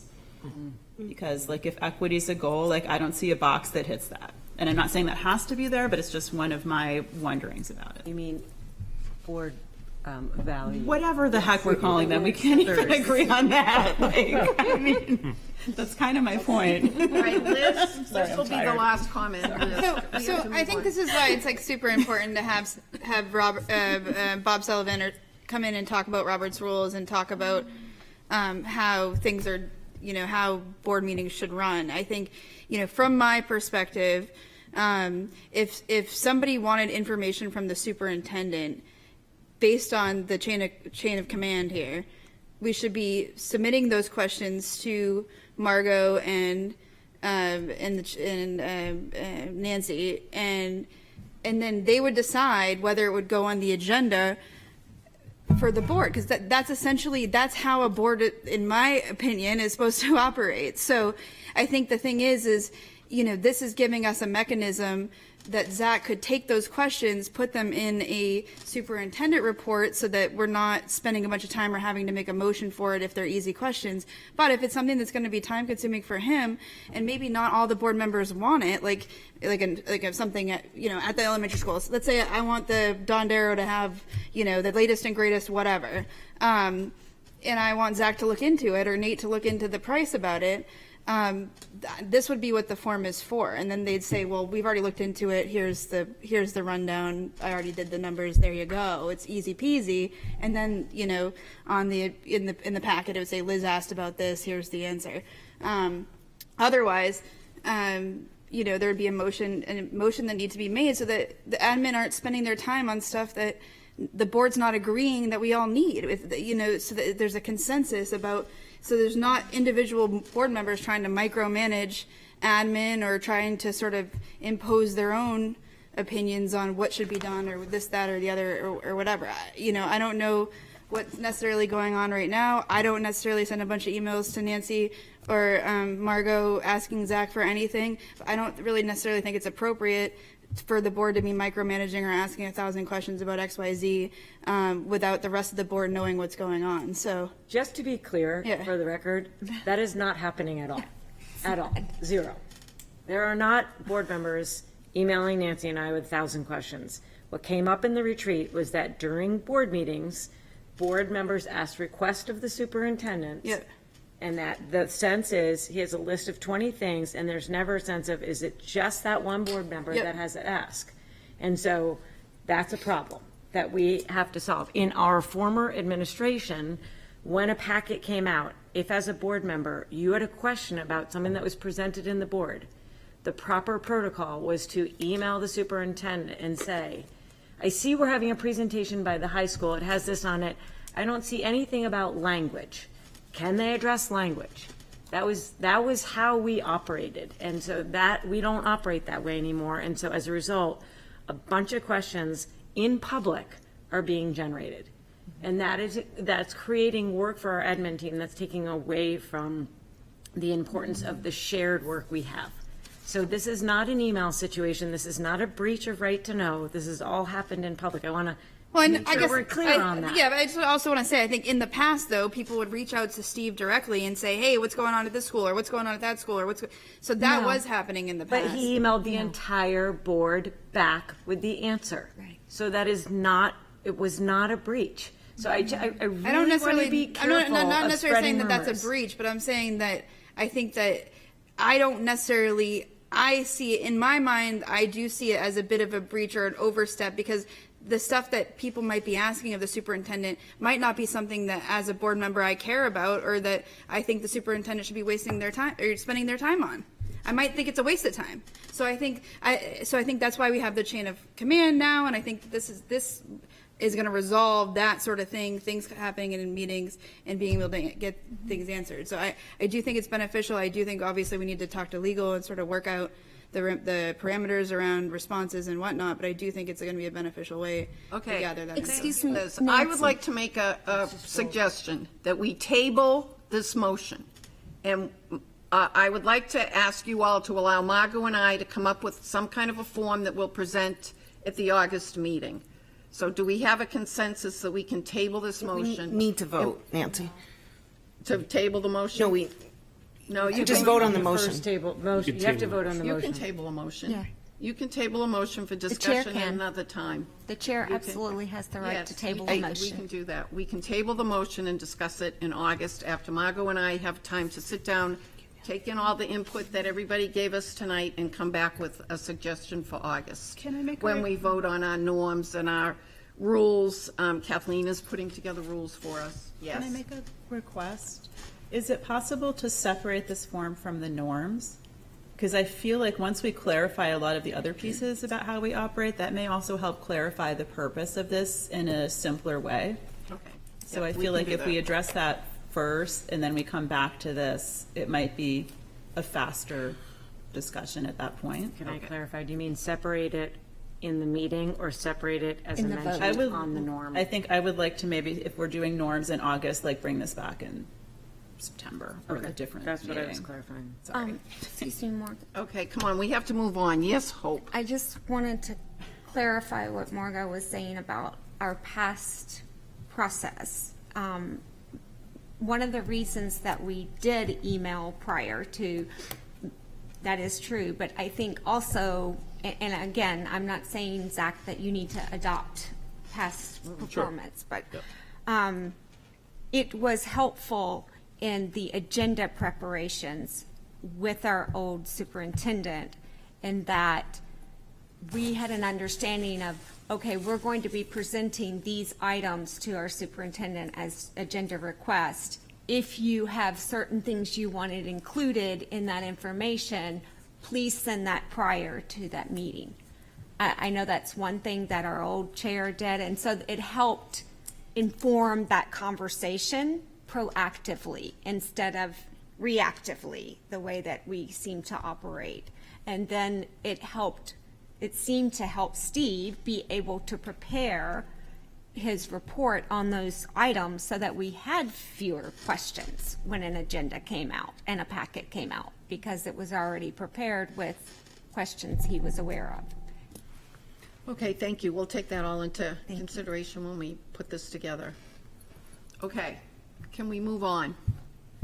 I think we need, as a point of order, I think we need a vote, either on the table or either on the motion. It looks like if it's a 2/3 majority to kill it. If it's less than that, I mean. I believe we can table motions, correct? Zach, you said yes? I'm looking, well, I don't, there was discussion of whether the chair. My understanding is the chair alone can table a Yes, motion. okay, well, I don't see that anywhere. I'm I looking- just don't. I'm running through my Robert's Rules cheat Yeah, we sheet need some right now. Robert's rules here. Why don't we just? Why don't we just vote on the motion? And then move on. okay, let's vote on the motion. Can we have a roll call, please? The motion, Liz's motion was to adopt this, correct, Liz? Yes. Okay. Liz Barrett, Yes. Pip Clues, No. Lisa Rappaport, No. Ann Walker. No. Margot Peabody. No. Nancy Claiberg. No.